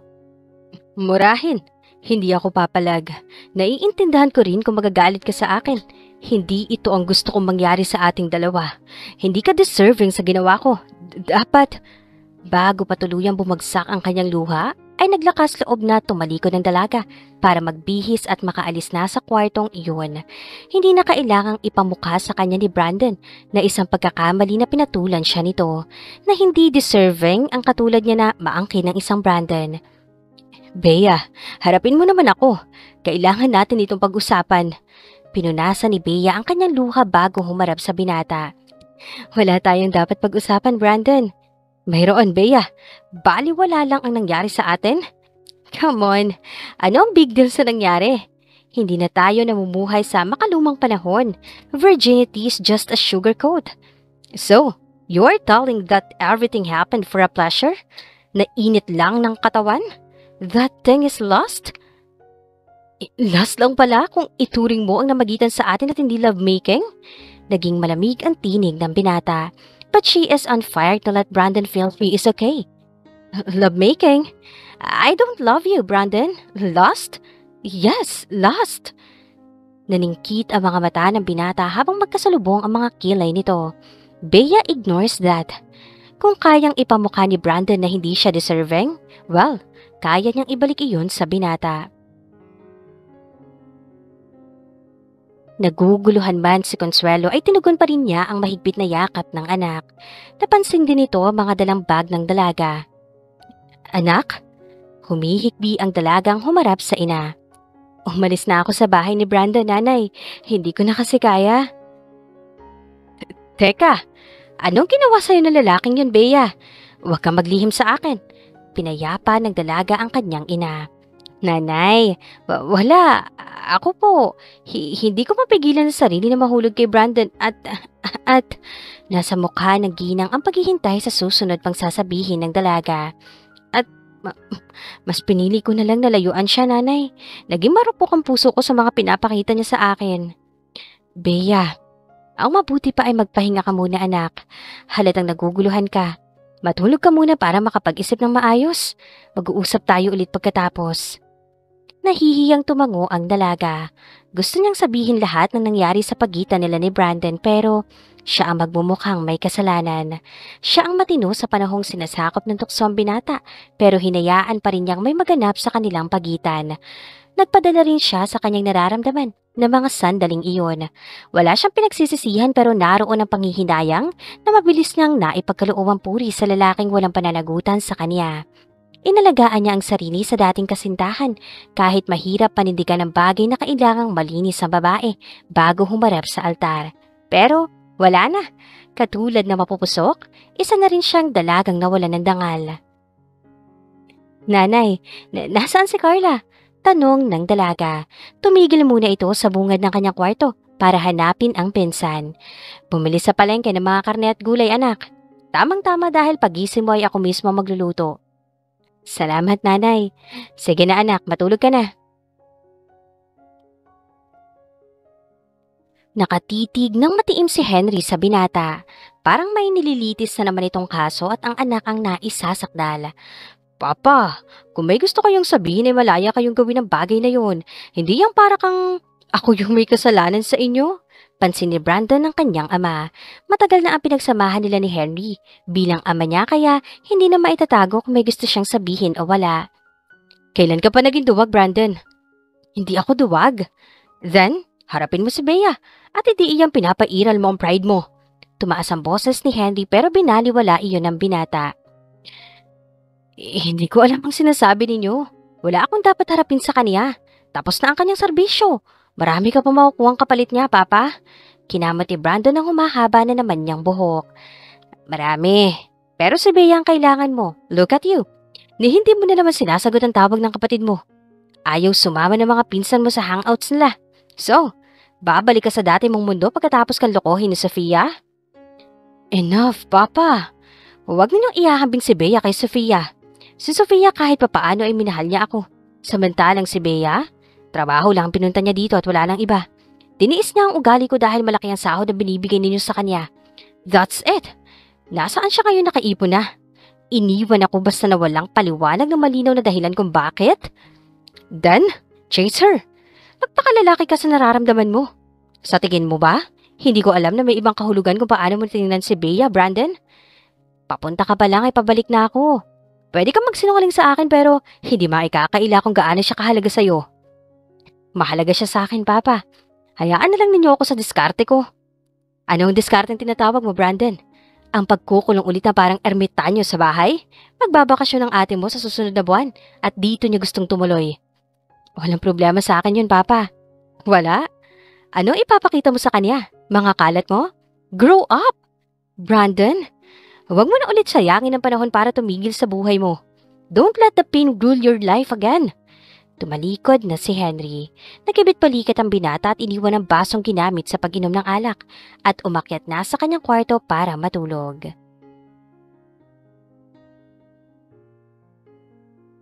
It's getting bigger. You must not regret of leaving me. Natigilan ang mga kasama ni Brandon na kumakain dahil sa kanyang mga sinabi.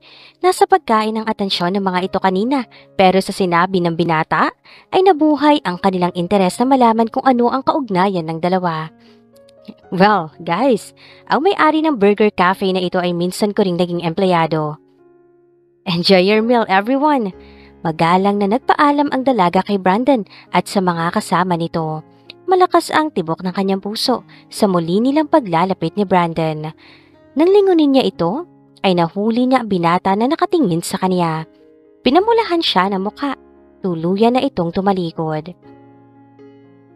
Bea, are you not pregnant? Luminga ang dalaga sa paligid.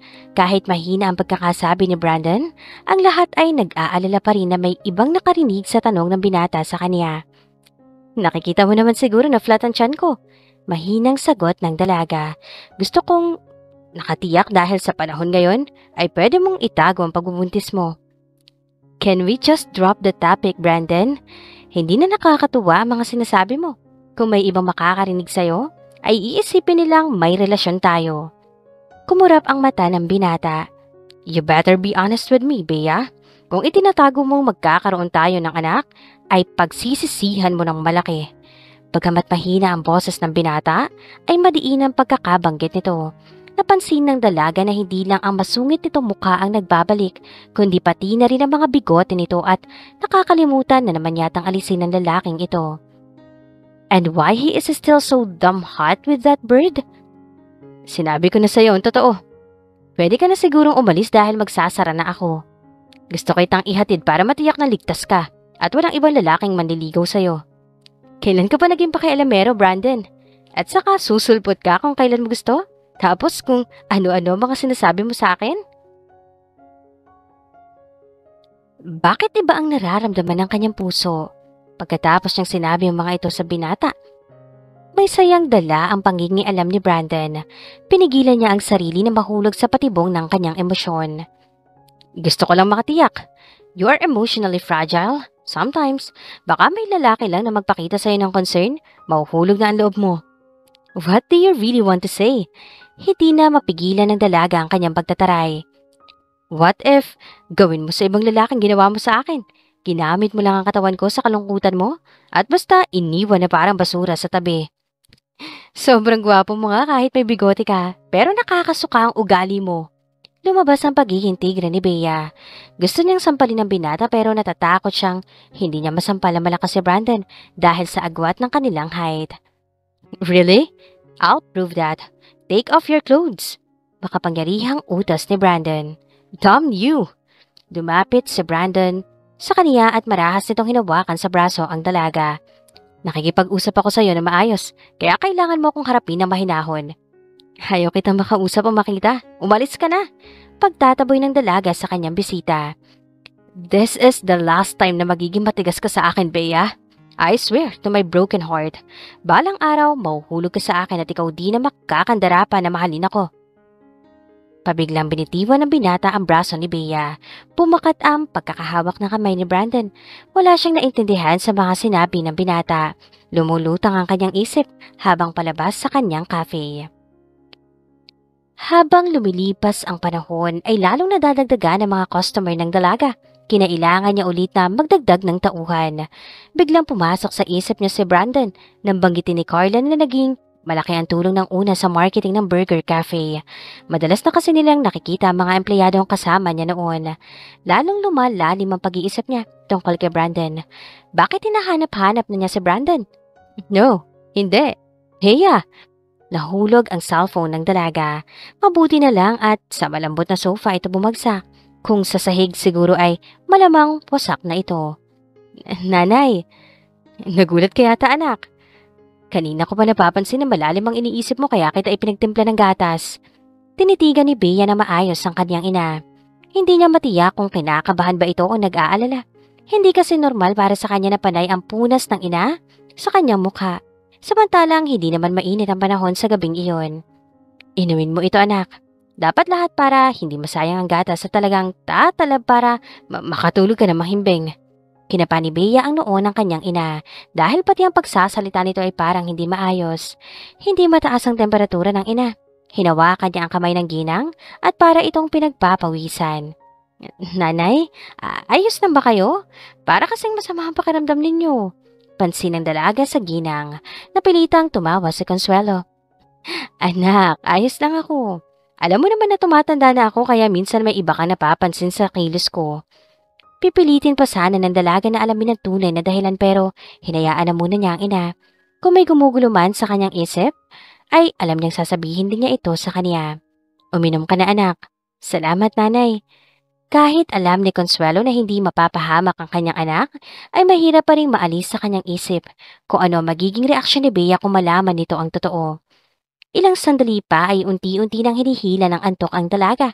Mabisa ang gamot na inihalo niya sa gatas ng anak para makatulog ito. Ilang sandali pa ay inilabas niya ang bag ng anak na naglalaman ng kanyang mga damit at importante nitong gamit. Tamang-tama ang pagdating ng sasakyan na sumilip siya sa bintana. Binuksan niya ang pinto at itinuro ni Consuelo ang kanalalagyan ng anak. Nagpasalamat ang lalaki sa ginang. Pangakong aalagaan mo siya. Malaki ang kasalanan mo pero alam kong ikaw ang magiging dahilan para maging masaya ulit ang anak ko. Huwag po kayong mag-alala. Pagbalik namin dito sa bayan ay wala na ang lahat ng sakit at galit na kinikimkim ni Bea. Pangako ng lalaking kausap ni Consuelo. Bago binuhat ng bagong dating ang mahimbing na natutulog na si Bea, ay hinalikan muna ni Consuelo ang anak sa noo nito. Patawad anak. Malamig ang kinaroroonan niyang kwarto kaya kahit kanina pa, ang diwa ng dalaga ay ayaw pa rin niyang dumilat. Magaan ang kanyang pakiramdam na parang idinuduyan ng kanyang higaan. Gumuhit ang ngiti sa kanyang labi dahil sa awit ng mga ibon, pati ang mumunting musika ng alon ay nakakapagpagaan sa kanyang pakiramdam. Biglang nangunot ang noon ng dalaga. Kailan pa nagkaroon ng ibon sa kanyang kwarto? Lalo na ang alon at ang kanyang kama? Dumilat ang dalaga. Nalaki ang kanyang mga mata. Kinurot niya ang sarili at agad na tumaing sa sakit na nararamdaman. Namula ang kanyang braso. Tumambad sa kanyang mga mata ang malawak na swimming pool at mga parte ng dagat. At ang iniisip niyang kama na parang duyan na inuugoy ng hangin ay totoo. What the hell is she doing here? Paano siya nakarating sa lugar na iyon na parang set ng Moana movie? Ang huli niyang natatandaan ay iniinom ang gatas na binigay sa kanya ng kanyang ina at paggising niya ay meron na siya sa paraisong lugar na iyon. Good morning, sweetheart. You? Anong ginagawa natin sa lugar na to? This is illegal detention. Tatawag ako sa mga pulis. Matalim ang mga matang pagbabanta ng dalaga. Exactly. Kaya nga kita dinala dito for you to grow, Bea. Ikaw ang kailangang mag-mature at hindi ako, Brandon. Dahil kung hindi ka isip bata, hindi mo gagawin sa akin to. Akala mo kung sino kang... Naputol ang sasabihin ni Bea na biglang angkinin ng binata ang kanyang mga labi. Halos madurog ang bibig ni Bea dahil sa marahas at malalim na halik ni Brandon. Para siyang pinaparusahan nito. Pinilit niyang paghahampasin ng dibdib ng dalaga. Pero lalong naging mapagparusa si Brandon. Mahigpit siya nitong ikinulong sa kanyang mga bisig habang sako pa rin ito ang kanyang mga labi. Nais magpumiglas ang dalaga pero wala siyang lakas kumpara sa kagisigan ni Brandon. Enough! Sa wakas ay nakaipon ng lakas ang dalaga at kumawala sa pagkakayakap sa kanya ni Brandon. Nagtangkang magsalita ang binata. pero nanaig ang boses ni Bea. Wala kang modo. Bastos! Hayop! Bagay na bagay ang itsura mo sa pag-uugaling mayroon ka, Brandon. You are not the bird I used to call. You best? Bea, please give me a chance to explain. Explain your stupid actions, Brain. How dare you? Hindi ko alam kung paano ko sasabihin at ipapadama na mahal kita, Bea. Believe me, mahal kita. This is the best way para maipadamo ko sa'yo. Ang makasama mo ako ulit baka sakaling mahalin mo na ako. I may be selfish but I will not going to harm you. Mahal na mahal kita. Sinamantala ni Bea na padapuin ng pala dito sa pisngi ni Brandon na magtangka itong yumuko para hawakan ang kanyang mga kamay. Mahal? Mahal ba ang tawag sa ginagawa mo? Karahasan, Brandon. Fine. Sabihin mo kung anong gusto mong isipin o sabihin tungkol sa hangarin ko, Bea. Pero hindi sapat na dahilan para sumuko ako sa'yo. I will do everything possible or every possible way to show how much I love you. You are impossible, Brandon. Magluluto lang ako. Naging malamig ang boses ng binata. Laylay din ang balikat nitong tumalikod. Nang mawala sa paningin ni Bea ang binata, ay impit itong napasigaw. Gusto niyang bakawalan ng galit kay Brandon, pero hindi niya alam kung paano. Kahit masaya niyang narinig na mahal siya ni Brandon ay hindi niya maiwasan na makaramdam ng galit mula sa binata.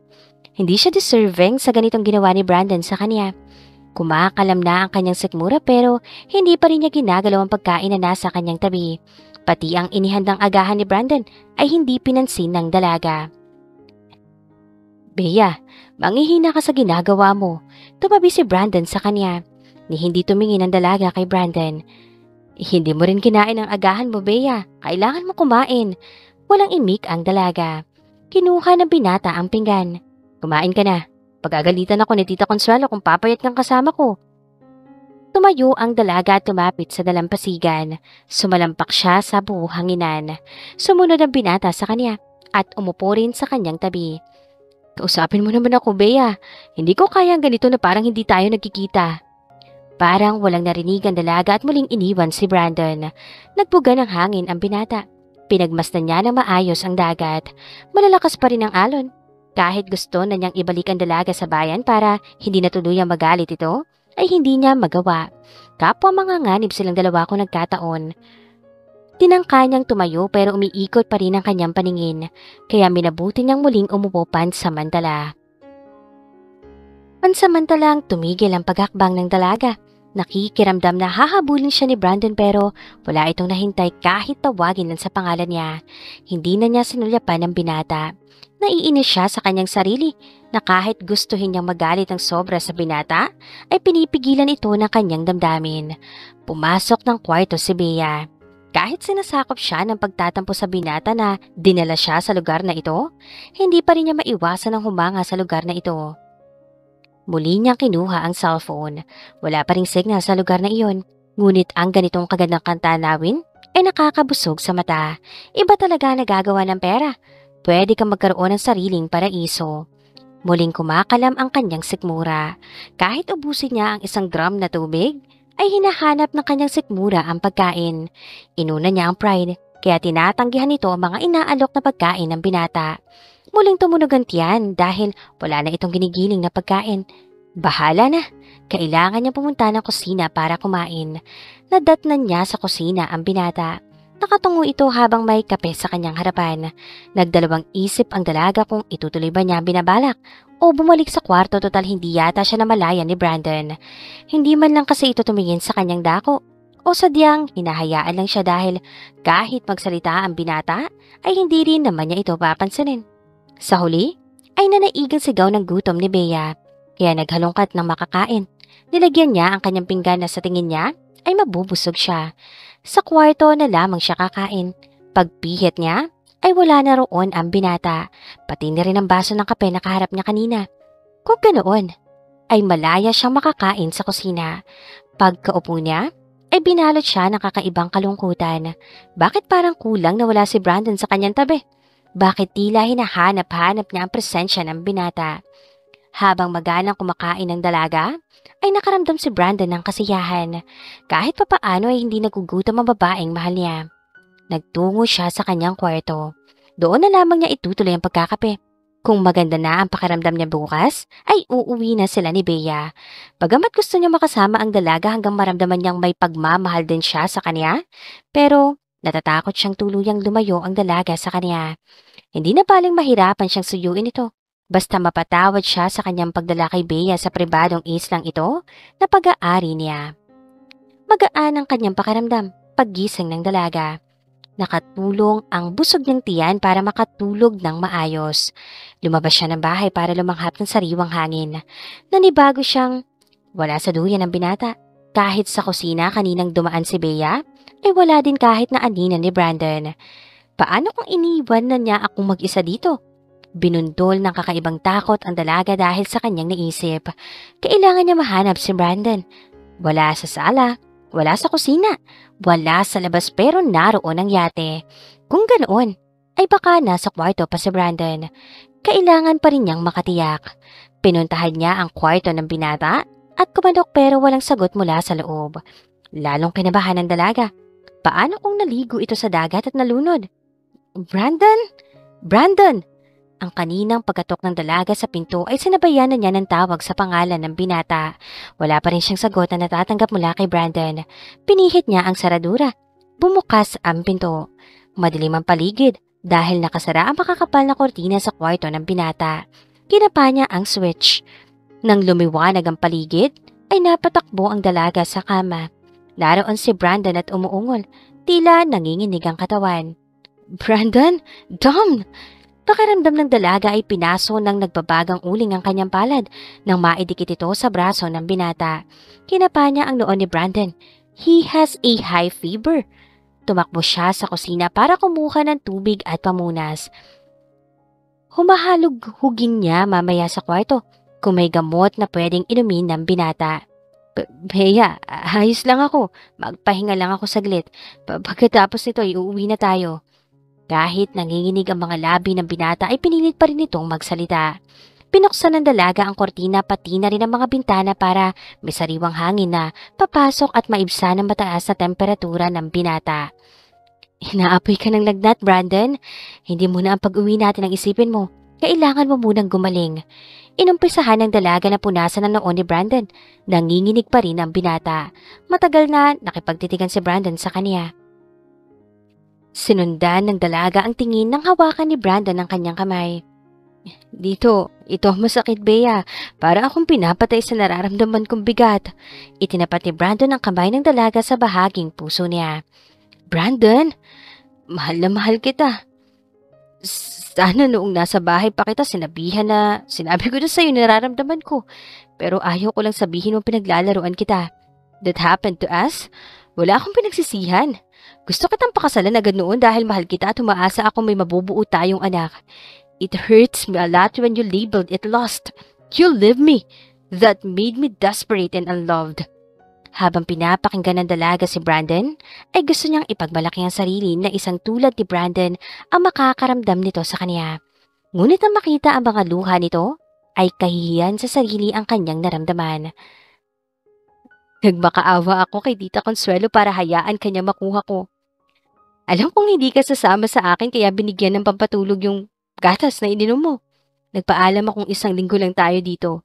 Kung hindi kita maibalik, ay ipapadakip niya ako sa pulis. Brandon, mahal na mahal kita, Bea. Handa akong maghintay kung kailan mo ako magagawang mahalin. Gusto ko lang humingi sa iyo ng tawad. Nais ko lang na katulad ng dati ang pakikitungo mo sa akin. Bakit mo ba pinaparusaan ang sarili mo, Brandon? Teka, kailangan mo nang uminom ng gamot. Hindi na kailangan, Bea. Magkatabi silang dalawa sa duyan. Nakahiga ang dalaga sa dibdib ni Brandon habang nakayakap sa katawan nito. Sweetheart, salamat sa pag-aalaga. Babawi ako sa iyo sa mga darating na araw. Hindi mo naman kailangan magpasalamat sa akin. Tell me, paano mo napapayag ang nanay ko? Naging totoo ako sa sarili ko, sweetheart. Sinabi ko sa kanya nangyari sa atin. What? Bakit? Para alam niyang seryoso ako sa iyo, sweetheart. Ilang mura at sampal din na natanggap ko sa kanya. Tila hinaplos ng awa ang dalaga kaya Kinapa nito ang pisngi ni Brandon. Kawawa naman ang mahal ko. A kiss will be a help. Walang pagsusuplad ang hinalikan ni Bea ang binata. Hinuli ni Brandon ang mga labi ng kasindahan at mabini nitong hinalikan. I love you. Promise. Kahit may nangyari na sa atin noon ay pipigilan ko ang sarili ko na angkinin kita. Petty caress, maybe? Humagalpak ng tawa ang dalaga sa kanyang narinig. Tumapa ito sa katawan ni Brandon. She felt the hardness though, pero binaliwala niya iyon dahil marami pang araw na mapagbibigyan ng init ng katawan niya. Hinaplos-haplos ni Bea ang bigote ni Brandon. You want me to shave? Tanong ng binata. Nakangiti na muli ang mga mata nito. Halata na rin sa kanyang mga ngiti ang labis na saya sa mga sandaling iyon. With or without beard, you are still the most handsome for me. And my scar on my cheek? Inalis ni Brandon ang mga ilang hibla na buhok ni Bea na naglalaro sa kanyang mukha. Beautiful, sweetheart. I love you, Brandon. I love you, my bird. Mahigpit na yakap ang ipinagkaloob ng binata kay Bea. And I love you so, my beautiful Bea. Muling inangkin ng binata ang mga labi ni Bea. Tinugon iyon ng dalaga hanggang naging malalim ang pagpapalitan ng mga ito ng halik. Si Brandon ang unang kumalas. Stop, please. Nagtatanong ang mga mata ni Bea sa ginawa ng binata. I made a promise not to make love with you, sweetheart. I want to marry you first. Napapalamutian ng mga sariwang rosas ang simbahan. Puting-puti ang arko na nasa bunga dahil sa ilang daang piraso ng rosas na nakalagay dito. Kanina pa handa sina Brandon at Bea na nasa harap ng altar para sa kanilang pag-iisang dibdib. Napuno ang simbahan dahil sa mga dumalong kamag-anak at kaibigan. Masuyong hinaplos ni Bea ang pisngi ng binata. Sweetheart, hindi mo kasi tinatapos ang gusto kong sabihin. Ang sasabihin ko sana ay hindi ko kaya magpakasal sa'yo. Hanggang hindi ko nasasabing, buntis na ako, sweetheart. Iniabot ni Bea ang papel na inabot kanina ng ina. Mabilis na tiningnan ng binata ang resulta ng pregnancy test ng kasintahan. Umaliwala sa mukha nito at sumilay ang malaking ngiti sa kanyang labi. Yes, sweetheart, I love you. Niyakap ni Brandon ang dalaga. I love you too. Biglang tumikim ang bari. Itutuloy pa ba natin ang kasal o hindi na? Nagtawanan ang dalawa at sabay na bumalik sa altar para sa naudlot nilang pagpapakasal. Father, yes po sa lahat ng mga tanong ninyo. Masiglang saad ng binata na ikinatuwa ng mga dumalo sa kasal. Iho, mamaya pa ang tanungan. Bulong ng pare. Excited lang po, Father. Naging masaya kami sa piling ng isa't isa. Makalipas ang 6 na buwan, nagsilang kami ng isang malusog na babae. Todo suporta sa amin ang aming mga magulang, lalo na sa kanilang apo. Sa ngayon, busy ako sa pagmamanage ng aming business na mas naging sikat at mayroon na rin sa ibang karating bayan. Burger and cafe. Hindi naman naging maselan ang aking pagbubuntis, kaya nagagawa ko ang mga bagay na kaya ko namang gawin. Isa pa doon, supportive ang asawa ko, lalo na sa aking business. May mga tao talaga na hindi nakalaan sa'yo. Kaya kahit anong gawin mo, hindi magwo-work ang relasyon ninyo. Sa ngayon, masaya kami na buhay mag-asawa kasama ng aming anak. May dumarating man na problema, kailangan nyo lang talaga pag-usapan ng maayos. Huwag nang patatagalin minsan, magkakaroon lamang ito at maging dahilan ng hiwalayan. Pagalit ang asawa mo, huwag mong sasabayan. Kailangan isa lang ang galit. Kung galit siya, hayaan mo siyang manahimik. Kaya kalmado na. Tsaka, kayo mag-usap at huwag matutulog ng magkaaway. Self-control. Kailangan matuto kang kontrolin ang sarili mo.